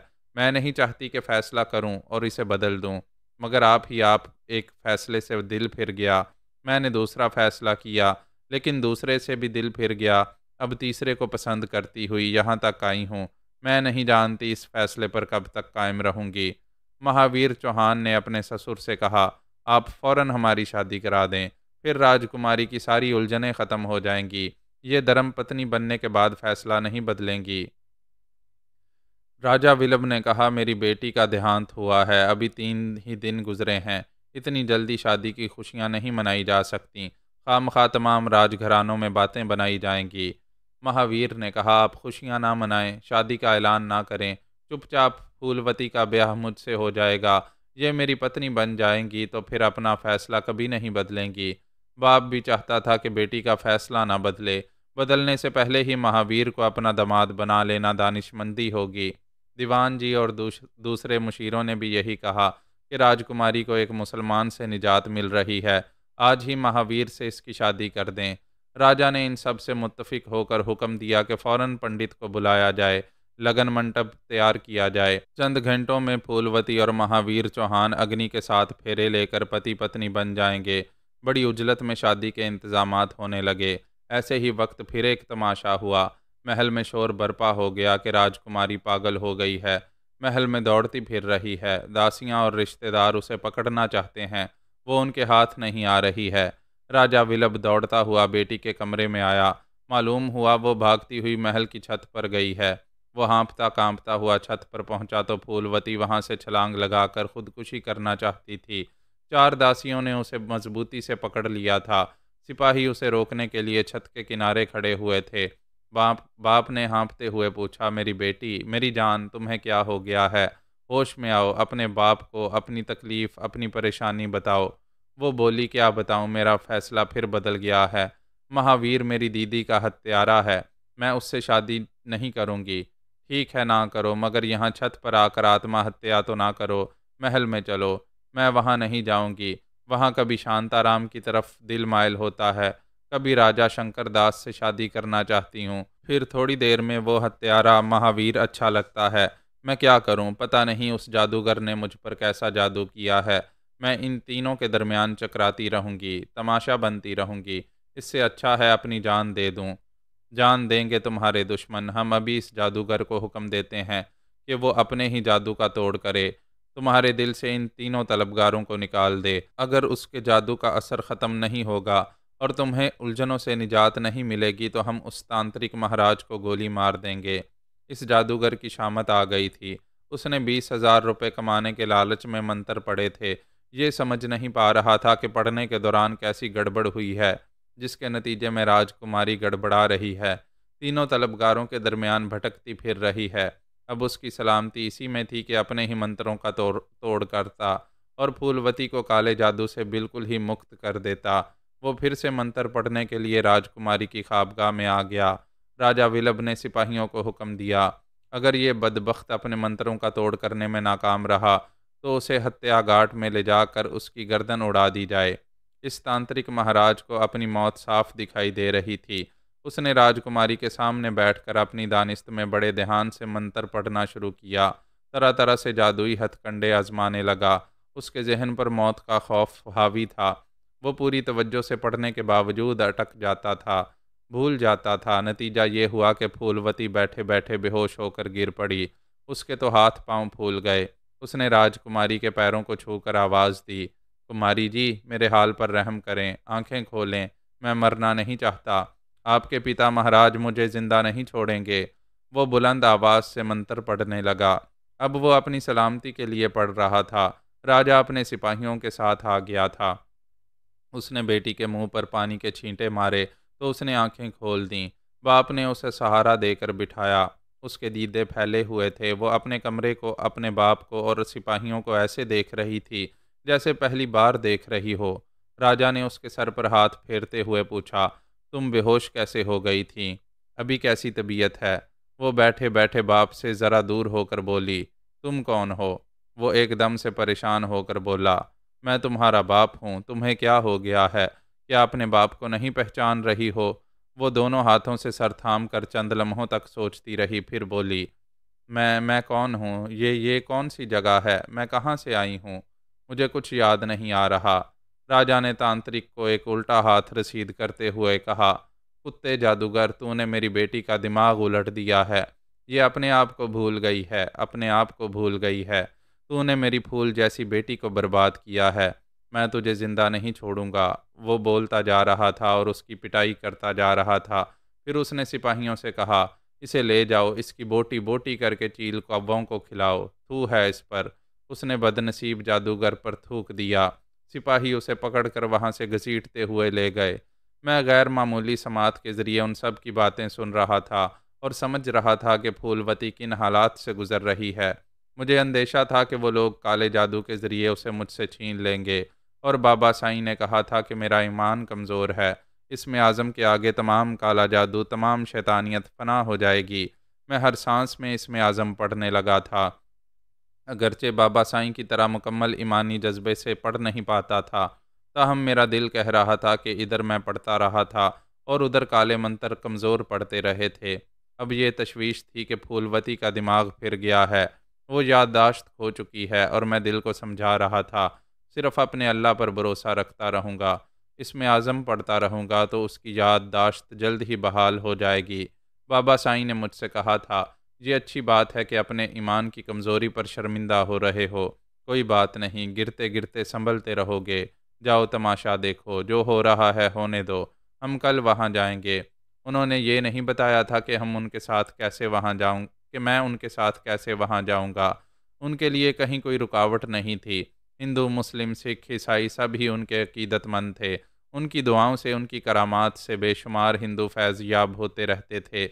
उन्हें भगवान का अवतार मानकर हाथ जोड़ते और सर झुकाते रहते थे। दूसरी सुबह फजर की नमाज के बाद हमने एक एक सिपारे की तलावत की। फिर उन्होंने कहा, आओ मेरे सीने से लग जाओ। मैं बड़ी अकीदत से बगलगीर हो गया। उन्होंने कहा, दिल की गहराइयों से इसमें आज़म पढ़ो। मैंने पढ़ा तो वो भी मेरे हमनवा हुए। बड़े जज्बे से कहा, या अल्लाह, या अल्लाह, या अल्लाह। मैं इसी लम्हे में उनके अंदर समा गया। बज़ाहिर मेरा वजूद ना रहा, मैं गुम हो गया। वो ज़ेरे लब मुक़द्दस आयात पढ़ रहे थे। मैं भी पढ़ रहा था। यकलख्त पता चला हम भीमपारा की आबादी के महल के सामने पहुंच गए हैं। पूरी बस्ती में शोर उठा के बाबा साईं आए हैं। मर्द, औरतें, बच्चे और बूढ़े घरों से निकलकर बड़ी अकीदत से नारे लगाते आ रहे थे। जय बाबा साईं, जय बाबा साईं, जय बाबा साईं। लोग दुकानें बंद कर रहे थे। अपने बीमार माँ बाप को चारपाई पर डालकर और माजूर बच्चों को सीने से लगाकर दौड़े चले आ रहे थे। मैं देख रहा था। बाबा साईं जिस बीमार पर हाथ रखते थे उसकी तकलीफ़ कम हो जाती थी। तरह तरह के लोग थे, तरह तरह के मसाइल थे। वो उनका दुखड़ा सुन रहे थे, उन्हें दुआएं दे रहे थे। उन सब का अकीदा था कि बाबा साईं की दुआएं असर करती हैं और उनकी परेशानियां बड़ी हद तक दूर हो जाती हैं। राजा विलभ ने सुना कि बाबा साईं आए हैं तो वो उनके इस्तकबाल के लिए महल से बाहर आने लगा। उसने दीवान जी और दूसरे मुशीरों से कहा, मेरी बेटी पर जो काला जादू किया गया है इसका तोड़ सिर्फ बाबा साईं कर सकेंगे। दीवान जी ने कहा, बेशक वो राजकुमारी जी की याददाश्त भी वापस ले आएंगे, लेकिन वो मुसलमान हैं, गाजी को राजकुमारी के दिल से नहीं निकालेंगे। राजा ने कहा, तमाम दीन धर्म वाले उनको मानते हैं और वो किसी तासुब के बगैर तमाम लोगों के मसाइल हल करते हैं। भगवान का शुक्र है वो खुद ही यहाँ चल कर आए हैं। मेरा दिल कहता है मेरी फूलवती की सारी उलझनें दूर हो जाएंगी। वो अपने हवारियों के साथ महल से बाहर आया। दूर ही से बाबा साईं को देखकर हाथ जोड़े और सर झुका लिया। फिर उसने कमर की तरफ से झुकते हुए उनके सामने आकर घुटने टेक दिए। उन्होंने सर पर हाथ रख कर कहा, खड़े हो जाओ। हम पहले भी कह चुके हैं, ईश्वर के सामने घुटने टेक कर सर झुकाया करो।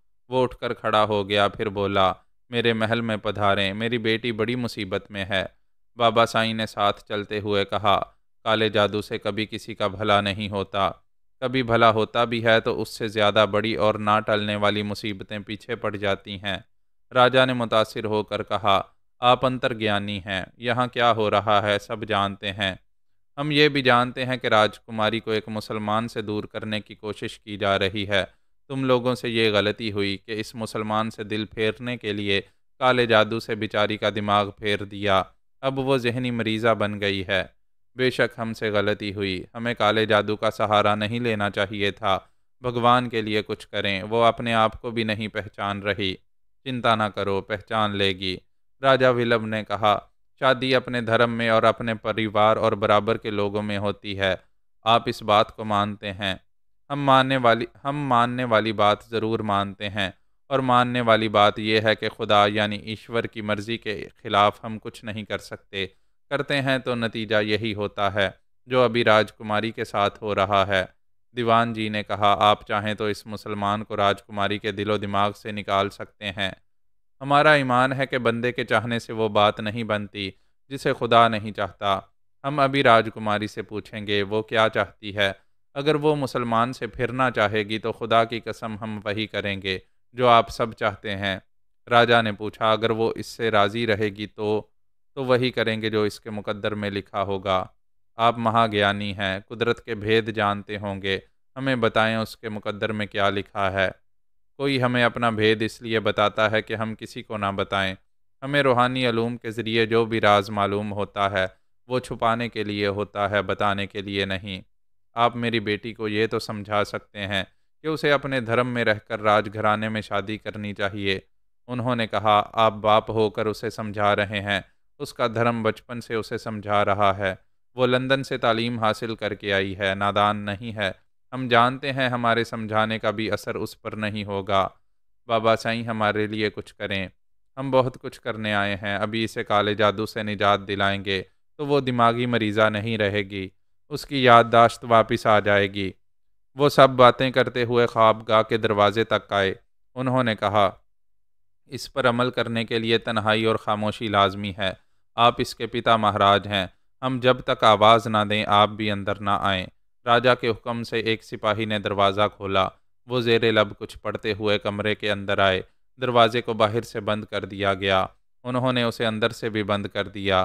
खिड़कियों के पट पर पहले से ही कीलें ठोंक दी गई थी, वो खुल नहीं सकती थीं। मैंने देखा मेरी फूलवती शाहाना तर्ज के बेड पर आंखें बंद किए लेटी हुई थी। वो ज़ेरे लब कुछ पढ़ते हुए उसके करीब आए।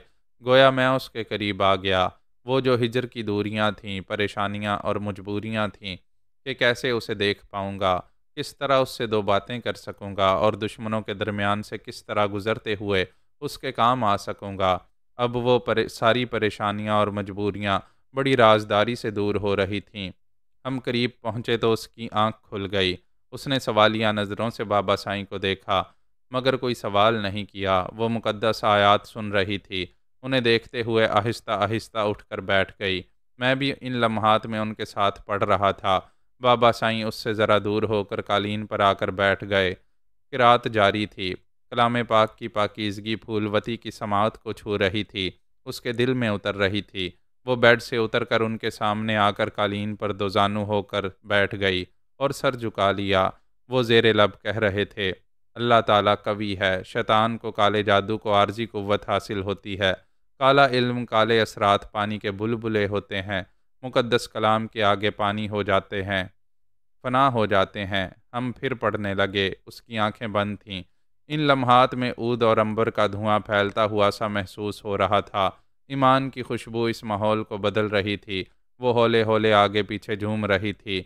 ऐसे वक्त बाबा साईं ने अपनी ज़ात में गर्क होकर इसमें आज़म पढ़ा, अल्लाह या अल्लाह या अल्लाह।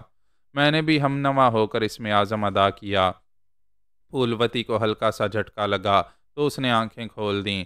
सामने बाबा साईं को देखते ही दोनों हाथ जोड़कर सर झुकाते हुए बोली, जय बाबा साईं की, बाबा साईं की जय हो। वो उन्हें पहचान रही थी, खुद को देख रही थी, समझ रही थी। ये याद आ रहा था कि उसके साथ अब तक क्या होता रहा था। उन्होंने पूछा, क्या सोच रही हो? उसने कहा, आपको देखकर हैरान हूँ, खुश हूँ, ये समझ रही हूँ कि आपके आते ही काले जादू की खबासत दूर हो गई है। अब ना तो वो तीनों खबीस मेरे अंदर आएंगे, ना ही गाजी को मेरे दिमाग से भुलाएंगे। मैं तुम्हें समझाने आया हूँ, गाजी को भूल जाओ, अपने धर्म के किसी राजकुमार से शादी करो। वो बोली, हम और आप धर्म और दीन को दिल से मानते हैं, दिल ना माने तो फिर दीन और धर्म कुछ नहीं होता। वो बड़े एतमाद से एक गहरी सांस लेते हुए बोली, जिसे दिल मान ले वही भगवान होता है और गाजी ही मेरा भगवान है। उन्होंने कहा, ये सब ही जानते हैं कि दिल दीवाना हो जाए तो फिर किसी की नसीहत नहीं सुनता। इस देश में बेशुमार हिंदुओं ने मुसलमान औरतों से और मुसलमानों ने हिंदू औरतों से शादियां की हैं और आइंदा भी दिल के मामलात रुकने वाले नहीं हैं। कोई नसीहत करता रहे, गुस्सा दिखाता रहे, गैरत का मसला बनाता रहे, तब भी क़यामत तक दोनों मज़ाहिब के लोग लड़ते मरते रहेंगे। फूलवती ने पूछा, फिर आप क्यों कहते हैं कि मैं गाजी को भूल जाऊं? मैं समझाने का फ़र्ज़ अदा कर रहा हूँ, वरना जानता हूँ तुम दोनों एक दूसरे के मुकद्दर में लिखे गए हो। ये भी जानता हूँ कि तुम फैसला बदलना चाहोगी तो किसी भी वक्त गाजी से फिर जाओगी। मैं बहुत ज़िद्दी हूँ, जिसे जन्म जन्म का साथी मान चुकी हूँ, वही मेरी हर सांस में मेरे साथ रहेगा। तुम्हें दीन इस्लाम कबूल करना होगा। क्या इसकी खातिर अपना धर्म छोड़ दोगी? इसकी खातिर ये जान छोड़ दूंगी, दुनिया छोड़ दूंगी, फिर धर्म क्या है? क्या आप मुझे मुसलमान बनाएंगे? अल्हम्दुलिल्लाह, मैं ये एज़ाज़ हासिल करने आया हूँ। ये जानता हूँ कि अभी तुम इस्लाम कबूल करोगी और मैं अभी गाजी से तुम्हारा निकाह पढ़ा दूंगा। वो खुश होकर बोली, ये आप क्या फरमा रहे हैं? गाजी से मेरा निकाह आप अभी पढ़ाएंगे? मगर कैसे? वो तो यहाँ नहीं है। नहीं है तो आ जाएगा। तुम जाओ, गुस्ल करो, लिबास तब्दील करो, पाक साफ होकर मेरे पास आ जाओ। गाजी भी आ जाएगा। उसे यकीन नहीं आ रहा था कि वो इस बंद कमरे में मुझे देख सकेगी, लेकिन वो बाबा साईं की अकीदतमंद थी। उसका दिल कह रहा था, वो भगवान का अवतार है, नामुमकिन को मुमकिन बना सकते हैं। वो वहाँ से उठकर चली गई। जब उसने अलमारी से लिबास निकाल कर गुसल खाने में जाकर दरवाजे को अंदर से बंद कर लिया, तब उन्होंने मुझसे कहा, अपनी तमाम तवज्जो अल्लाह ताला पर मरकूज़ करो और मेरे साथ इसमें आज़म पढ़ो। मैंने रब्बे करीम को ध्यान से याद किया, फिर उनके साथ एक आयत पढ़ी, फिर इसमें आज़म पढ़ा, अल्लाह या अल्लाह या अल्लाह। अब मैं डूब कर पढ़ने का आदी हो रहा था। इसमें आज़म अदा करते ही इनके वजूद से बाहर आ गया। गार में गुम हुआ था, इस बंद कमरे में ज़ाहिर हो गया। इस चार दीवारी से बाहर एक ज़माना मेरा दुश्मन था। इस महल में कोई मेरा साया भी बर्दाश्त नहीं करता और मैं था कि रूहानी आँख मचोली खेलता हुआ फूलवती के पास पहुँच गया था। वो पाक साफ होकर लिबास बदल कर गुसल खाने से बाहर आई तो मुझे देखते ही दम बखुद रह गई। मारे हैरत के और मुसर्रत के मुंह से चीख निकलने वाली थी, मगर उसने फ़ौरन ही दोनों हाथों से मुंह को दबा लिया। मैं उठकर खड़ा हो गया। उसे लग रहा था मुझे ख्वाब में देख रही है। वो आहिस्ता आहिस्ता जैसे नींद में चलती हुई आ रही थी। मैंने उसकी तरफ एक कदम बढ़ाया। उसके अंदर जज्बे शोर मचा रहे थे। उसने कहा, गाजी, मुझे थाम लो, मैं खुशी के मारे गिर पड़ूंगी। मैंने बाबा साईं को देखा। उन्होंने फरमाया, अलग रहो, अभी नामहरम हो, हमारे सामने आकर बैठो। हम दोनों ने झुकी झुकी नज़रों से एक दूसरे को देखा, फिर उनके सामने आकर दो जानू हो गए। उन्होंने पूछा, तुम सदके दिल से हमारा दीन कबूल करना चाहती हो? वो बोली, मैं आखिरी सांसों तक अपने गाजी के दीन में रहूंगी। उन्होंने कहा, सर पर आंचल रखो और मेरे साथ पढ़ो। वो उनके साथ पढ़ने लगी। उसने शैतान मरदूद से अल्लाह ताला की पनाह मांगी। फिर कहा, शुरू करती हूँ अल्लाह के नाम से, जो बड़ा मेहरबान और नहायत रहम करने वाला है। बाबा साईं ने उसे यके बाद दीगरे तमाम कलमे पढ़ाए। फिर कहा, तुम्हें मुबारक हो, तुम हमारे दीन में आई हो, हमेशा अल्लाह ताला की पनाह में रहोगी। वो बोली, मुझे बहुत अच्छा लग रहा है। मैं अल्लाह और आपके साए में पूरे यकीन के साथ खुद को महफूज समझ रही हूँ। मेरी इल्तिजा है कि मुझे गाजी के साए में भी पहुँचा दें। ये लोहे मुकद्दर पर लिखा है, अभी तुम इसकी मनकूहा बनोगी, लेकिन इसके बाद। वो ज़रा चुप हुए, फिर बोले, ये यहाँ नहीं रह पाएगा, क्या इसकी जुदाई बर्दाश्त करोगी? वो तड़प कर बोली, नहीं, ये यहाँ रहेंगे, मैं इन्हें जाने नहीं दूंगी। क्या इसे गिरफ्तार कराओगी? वो इनकार में सर हिलाकर बोली, इस कमरे में छुपने की जगह है, मैं जान से ज़्यादा इनकी हिफाजत करूंगी, इस तरह छुपा कर रखूंगी कि कोई इनकी आवाज़ भी नहीं सुन पाएगा। तुम कमरे में इसे कब तक कैदी बना कर रखोगी? क्या ये बाहर निकल कर तुम्हें हासिल करने के लिए मर्दों की तरह जंग नहीं लड़ेगा, खुफिया ख़जाना हासिल नहीं करेगा? मैंने कहा, हाँ फूलवती, मुझे तुम्हारे लिए एक तवील जंग लड़नी है। यहाँ ज़्यादा दिनों तक छुप कर रहना नादानी होगी। हम हमेशा के लिए आज़ादी से एक दूसरे के नहीं हो सकेंगे। उसने बाबा साईं के आगे हाथ जोड़कर कहा, आप ही हमारी मुश्किल दूर कर सकते हैं। कुछ ऐसा करें कि हम 2-4 दिनों तक यहाँ साथ रह सकें। इसके बाद ये चले जाएं और फिर मुझे हासिल करने की जद्दोजहद करते रहें। उन्होंने हम दोनों को बारी बारी देखा, फिर कहा, अच्छी बात है, गाजी यहाँ से सिर्फ 2 दिन तक छुप कर रहेगा। मैं तीसरे दिन आऊँगा और इसे यहाँ से ले जाऊँगा। हम दोनों फिराक के मारे थे, हमारे लिए 2 दिन भी गनीमत थे। मैंने कहा, आप हमसे बेहतर समझते हैं, हम आपकी हिदायत के मुताबिक अमल करेंगे। तो फिर बिस्मिल्लाह, रिश्ता इज़्दवाज में मुंसलिक हो जाओ। वो ज़ेरे लब आयात पढ़ने लगे। हम सर झुकाए बैठे रहे। फिर उन्होंने शरीयत मोहम्मदी के मुताबिक हमारा निकाह पढ़ा दिया। दुल्हन का बाप अपने हवारियों और तीनों तलबगारों के साथ बाहर खड़ा था। उनमें से कोई सोच भी नहीं सकता था कि अंदर क्या हो रहा है। दीवान जी ने कहा, महाराज, बाबा साईं तो पलक झपकते ही मुश्किल आसान कर देते हैं, फिर देर क्यों हो रही है? आखिर वो क्या कर रहे हैं? उसकी बात ख़त्म होते ही दरवाज़ा खुल गया। खुले हुए दरवाजे पर बाबा साईं खड़े हुए थे। उन्होंने राजा विलब को देखते हुए कहा, काले जादू का तोड़ हो चुका है, राजकुमारी की याददाश्त बहाल हो चुकी है। लेकिन राजा ने पूछा, लेकिन क्या, कोई तशवीश की बात है? नहीं, हम एक और बार राजकुमारी से मिलने आएंगे। ये हमारी खुशनसीबी है, आप हमारी बेटी का ख्याल रखेंगे। हम 2 दिन और 2 रातों के बाद तीसरे दिन आएंगे। आप अभी जाएं, बेटी से मिलें, उसके बाद उसे तनहा छोड़ दें। 2 दिनों तक उसके कमरे में कोई ना जाए। वो दरवाजे से बाहर आ गए। ज़ेरे लब आयतें पढ़ते हुए वहाँ से जाने लगे। राजा पृथ्वी विलब, उसके हवारी और फूलवती के वो तीनों तलबगार फिर इस पुरस्रार कमरे में जाने लगे। वो नहीं जानते थे कि इस कमरे में ऐसा कोई राज है जिसे वो जान सकेंगे। क्या उनमें से कोई कुछ जान सकेगा? ख्वाबगाह का दरवाज़ा खुल गया। अब राज खुलने वाला था, हिजाब उठने वाला था। दीवान जी और कई मुशीर ये देखने के लिए बेचैन थे कि अंदर क्या होता रहा है, लेकिन राजकुमारी की ख्वाबगाह में कोई कदम नहीं रख सकता था। सिर्फ पृथ्वी विलप जा सकता था, क्योंकि वो बाप भी था और राजा भी। उसने राजा की हैसियत से राजकुमारी को कमरे में बंद रखा था, अब बाप की हैसियत से मिजाज पुरसी के लिए आया था। बाबा साईं ने खुशखबरी दी थी कि फूलवती जहनी तौर पर नॉर्मल हो गई है, उसकी याददाश्त वापस आ गई है। वो खुश होकर बड़ी बेचैनी से अंदर आया तो ख्वाबगाह खाली थी। वो नहीं जानता था कि वो एक को देखने आया है तो वहाँ 2 दिखाई देंगे, लेकिन वहाँ एक का भी वजूद नहीं था। उसने चारों तरफ घूमकर मतलाशी नज़रों से देखा, फिर आवाज़ दी, पिता की जान, कहाँ हो तुम? जवाब नहीं मिला। उसने ख्वाबगाह के दूसरे हिस्सों में आकर देखा। फूलवती के सिंगार का कमरा था। दूसरे हिस्से में स्टोर रूम और वॉशरूम था। उसने आवाज़ दी, फूलवती, तबीयत तो ठीक है ना? बेटी, कहाँ हो तुम? वॉशरूम के अंदर से उसकी सुरीली सी आवाज़ सुनाई दी, पिता महाराज, मैं यहाँ हूँ, अभी आती हूँ। बाप ने इत्मीनान की सांस ली, लेकिन वॉशरूम के अंदर इत्मीनान नहीं था। हलचल थी। हम जैसे मुद्दतों के बिछड़े हुए मिले थे। मकनातीसी कशिश ने एक दूसरे से टकरा दिया था। ऐसे खामोश धमाके हो रहे थे जिनकी आवाज़ बाहर नहीं जा सकती थी। हम एक दूसरे के लिए जायज़ थे, नामहरम नहीं थे। लेकिन मैं चोर था, चोरी से आया था, और वो चुराई जाने के लिए सरतपा आमादा थी। ऐसे में बाहर दारोगा आ गया था, चोर को रंगे हाथों गिरफ्तार कर सकता था। अभी तो दारोगा की बेटी गिरफ्तार थी, रिहाई नहीं चाहती थी। ये जकड़बंदी ऐसी होती है कि कोई रिहाई नहीं चाहता। वो मजबूरन हाँफती हुई सरगोशी में बोली, पिता महाराज आए हैं। मैंने ज़रा और जकड़ते हुए कहा, आने दो। वो मेरी बेबाकी से बेहाल हो रही थी। वो राजकुमारी थी, कोई उसे हाथ नहीं लगा सकता था। पहली बार किसी के हाथों बेहाल होने की जादूगरी ऐसी थी कि वो इस शहर से निकलना नहीं चाहती थी।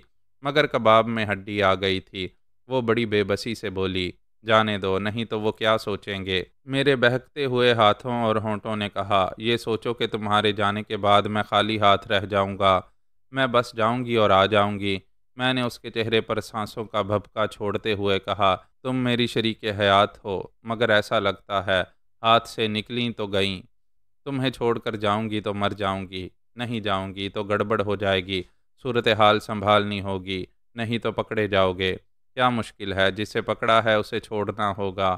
छोड़ोगे तो फिर पकड़ोगे। वो बुरी तरह हाँफ रही थी। मैंने छोड़ दिया। वो जल्दी से लिबास दुरुस्त करती हुई आईने के सामने आकर बालों में कंघी करने लगी। मैंने तड़प कर कहा, तुम यार के पास नहीं बाप के पास जा रही हो, क्यों मुझे भड़का रही हो? वो बोली, हुलिया तो दुरुस्त करने दो, तुम्हारे दुरुस्त होने तक मैं बिगड़ रहा हूँ।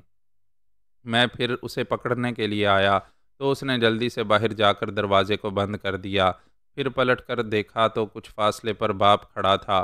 चोर को ऐसा लगा जैसे चोरी पकड़ी गई। वो ज़रा शर्माई, ज़रा घबराई। फिर बाप को मुस्कुराते देखकर जान में जान आई। उसने बड़ी शफकत से पूछा, कैसी है मेरी बेटी? बाबा साईं कह रहे थे कुछ बेहतर हो गई है।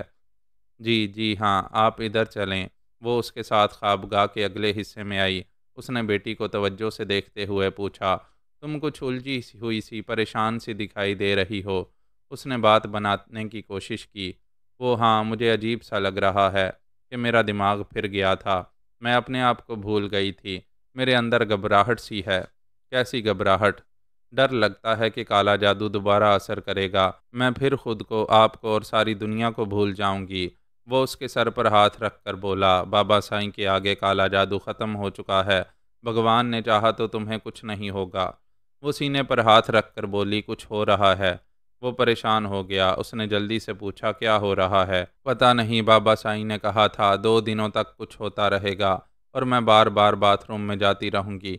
तीसरे दिन तबीयत संभल जाएगी।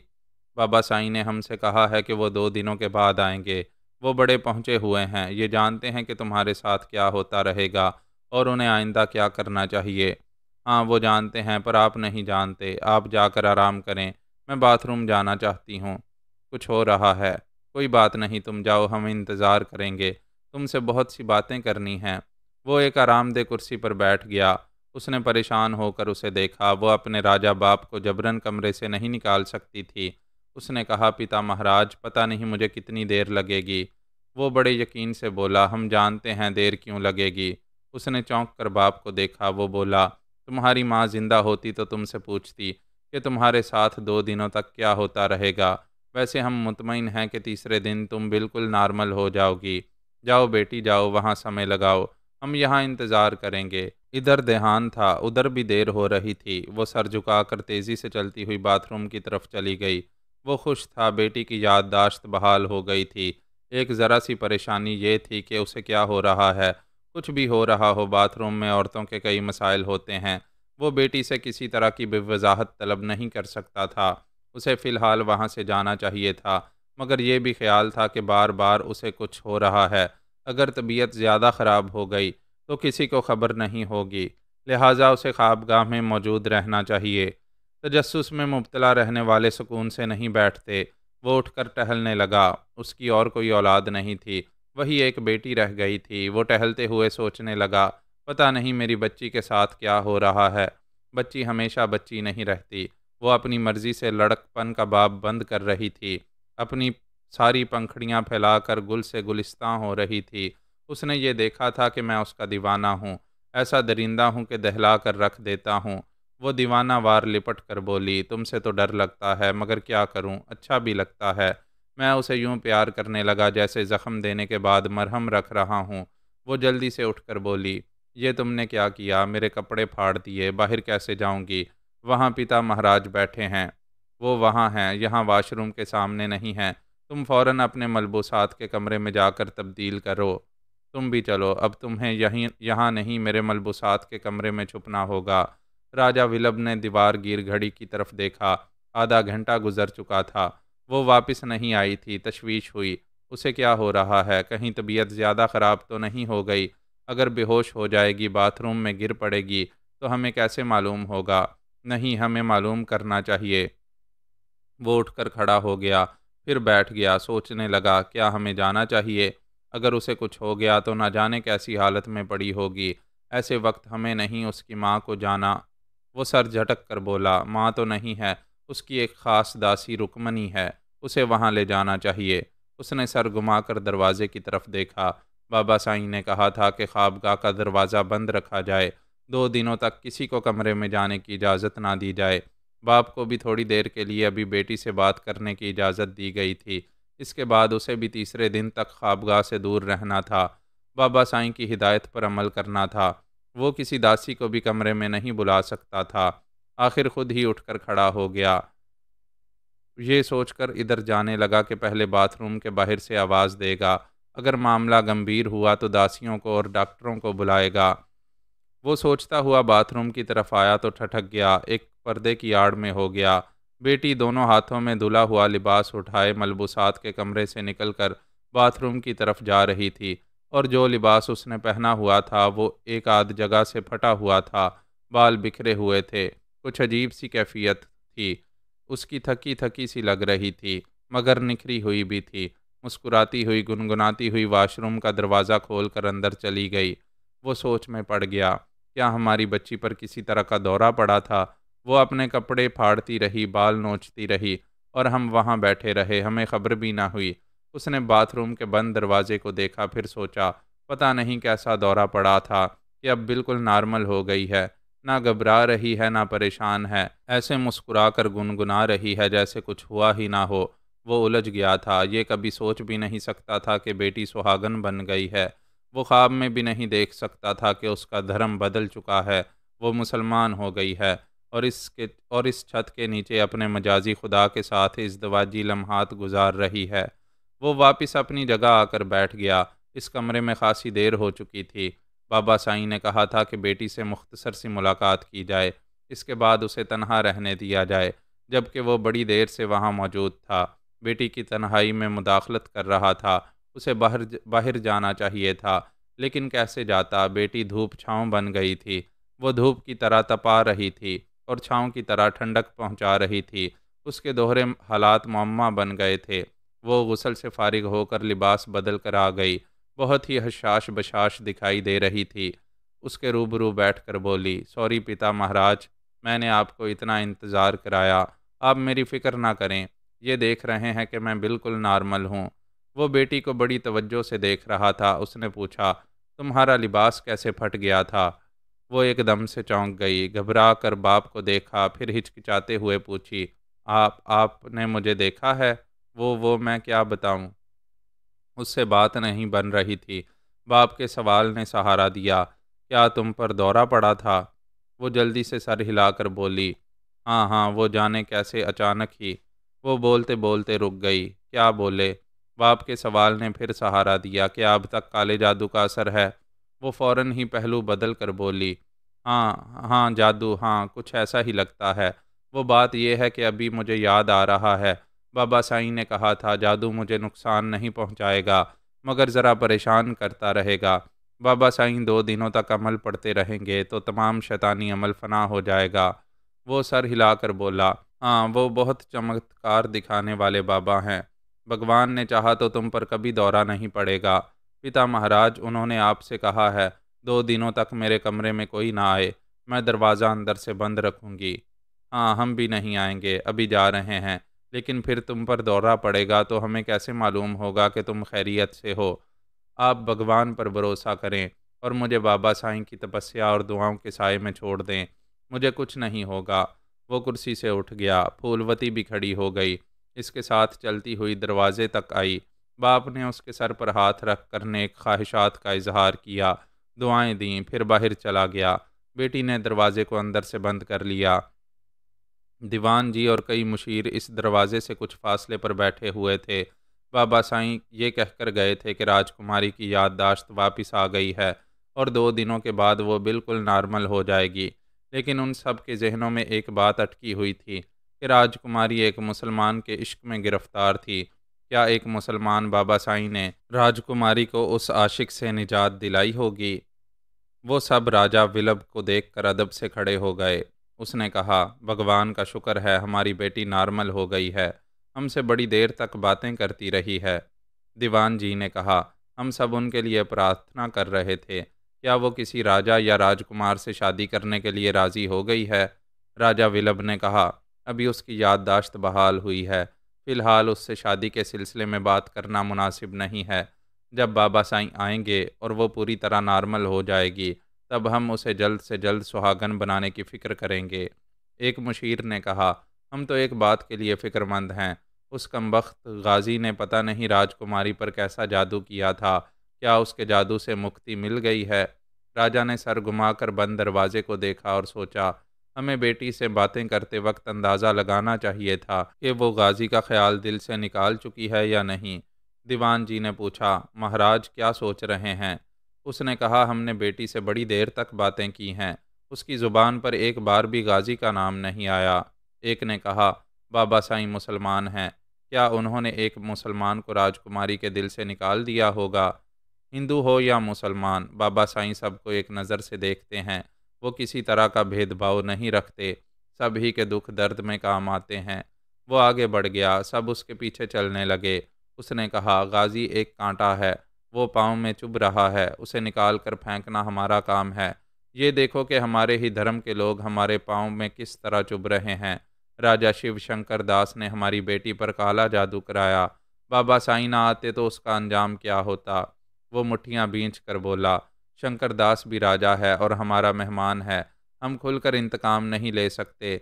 अंग्रेज़ बहादुर हमारी आपस की लड़ाई से नाराज़ हो जाएंगे। हमने कह दिया है कि वो कल सुबह तक यहाँ से चला जाए। दीवान जी ने कहा, राजा शंकर दास बहुत मगरूर है, सुना है राजकुमारी ने उसे तमांचा मारा था, उसके तेवर बिगड़े हुए हैं। वो भी खुलकर आपके और राजकुमारी के खिलाफ कुछ नहीं कर सकेगा, मगर यहाँ से जाने के बाद कोई गड़बड़ ज़रूर करेगा। राजा विलब ने कहा, हमारे मुंह लगेगा तो मुंह की खाएगा। हम महावीर चौहान से भी कहेंगे कि वो फिर एक बार हमारा दामाद बनने की उम्मीद ना रखे। फूलवती कभी उसे पति की हैसियत से स्वीकार नहीं करेगी।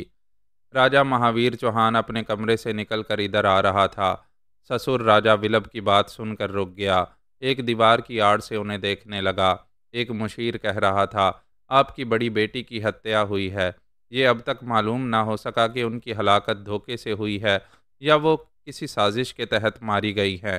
दीवान जी ने कहा, राजा महावीर कहते हैं गाजी के वरगलाने से राजकुमारी फूलवती ने अंधाधुंध फायरिंग के बहाने अपनी बहन को मार डाला है ताकि राजपाट और धन दौलत की हिस्सेदार बहन न रहे।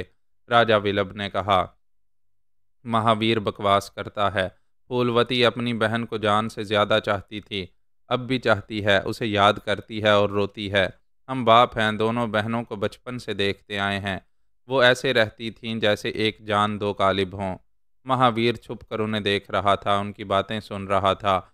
उसका राजा ससुर कह रहा था, हमारी बेटी खुलकर कहती आ रही है कि महावीर के किसी बॉडीगार्ड ने राजकुमारी कलावती पर गोली चलाई थी। महाराज, आपका क्या ख्याल है? वो बोला, राजपाट में भाई भाई को और बाप बेटे को और बेटा बाप को कत्ल कर देता है। महावीर के दिमाग में ज़रूर ये बात होगी कि कलावती की हत्या के बाद वो फूलवती से शादी करेगा तो ये राजपाट और मीलों दूर तक फैली हुई ज़मीनें उसके हाथ लगेंगी। वो मुट्ठियां भींचकर फैसला कुन अंदाज में बोला, मगर हम ऐसा नहीं होने देंगे। राजा शंकर दास के जाने के बाद उसे भी यहाँ से रुखसत कर देंगे। महावीर ने नागवारी से मुंह बनाया, दूर बैठे हुए ससुर को हकारत से देखा, फिर एक राहदारी से गुजरता हुआ फूलवती की ख्वाबगाह के सामने आ गया। ये तजस्सुस था कि याददाश्त बहाल होने के बाद वो किस हाल में है, क्या कर रही है। ये खुशफहमी थी कि गाजी को दिल से निकालने के बाद उस छैल छबीले की तरफ माइल होगी। वो तन्हाई में उससे दो बातें करना चाहता था, उसके दिल में जगह बनाना चाहता था, लेकिन इस ख्वाबगाह के करीब पहुंचकर रुक गया। वहां दरवाजे पर दो मुसल्ला गार्ड्स खड़े हुए थे। ये अंदाज़ा हो रहा था कि फूलवती को फिर उसकी ख्वाबगाह में कैदी बनाकर रखा गया है। उसने दरवाजे के पास आकर गार्ड्स से पूछा, यहाँ पहरा क्यों लगाया गया है? जवाब मिला, बाबा साईं ने हिदायत दी है। महाराज ने हुक्म दिया है कि 2 दिनों तक राजकुमारी जी अकेली रहेंगी। दूसरे गार्ड ने कहा, महाराज भी इधर नहीं आएंगे, आप भी ना आएं। उसने हसरत से बंद दरवाजे को देखा और सोचा वो कैसी होगी। नॉर्मल होने के बाद फूल की तरह खिल गई होगी। खिलने के बाद तन्हा नहीं रहना चाहिए, कोई तो फूल चुनने वाला हो। मैं हूं ना। लेकिन वो दरवाज़ा ऐसी सख्ती से बंद था जैसे राजा विलप तन कर खड़ा हो और कह रहा हो, अबे जा, यहाँ तेरी दाल नहीं गलेगी। वो हारे हुए जवारी की तरह वहां से चला गया।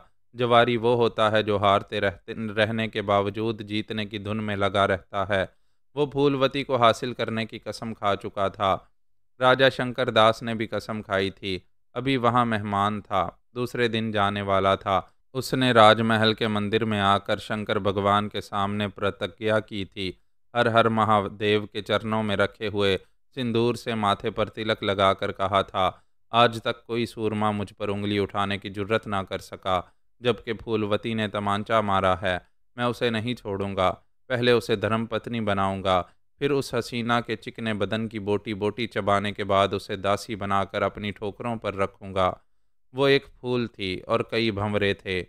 ऐसे दीवाने थे कि हाथ ना आने पर उसे चीर फाड़ कर रख देने वाले थे।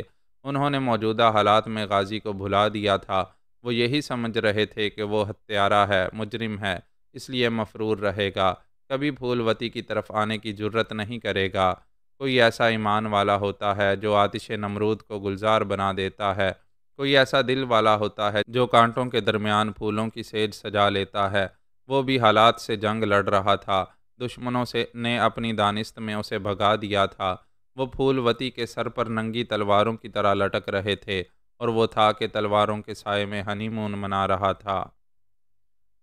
मुअज़्ज़ज़ नाज़रीन व सामाईन, लाइक कमेंट्स और शेयर ज़रूर करें। शुक्रिया।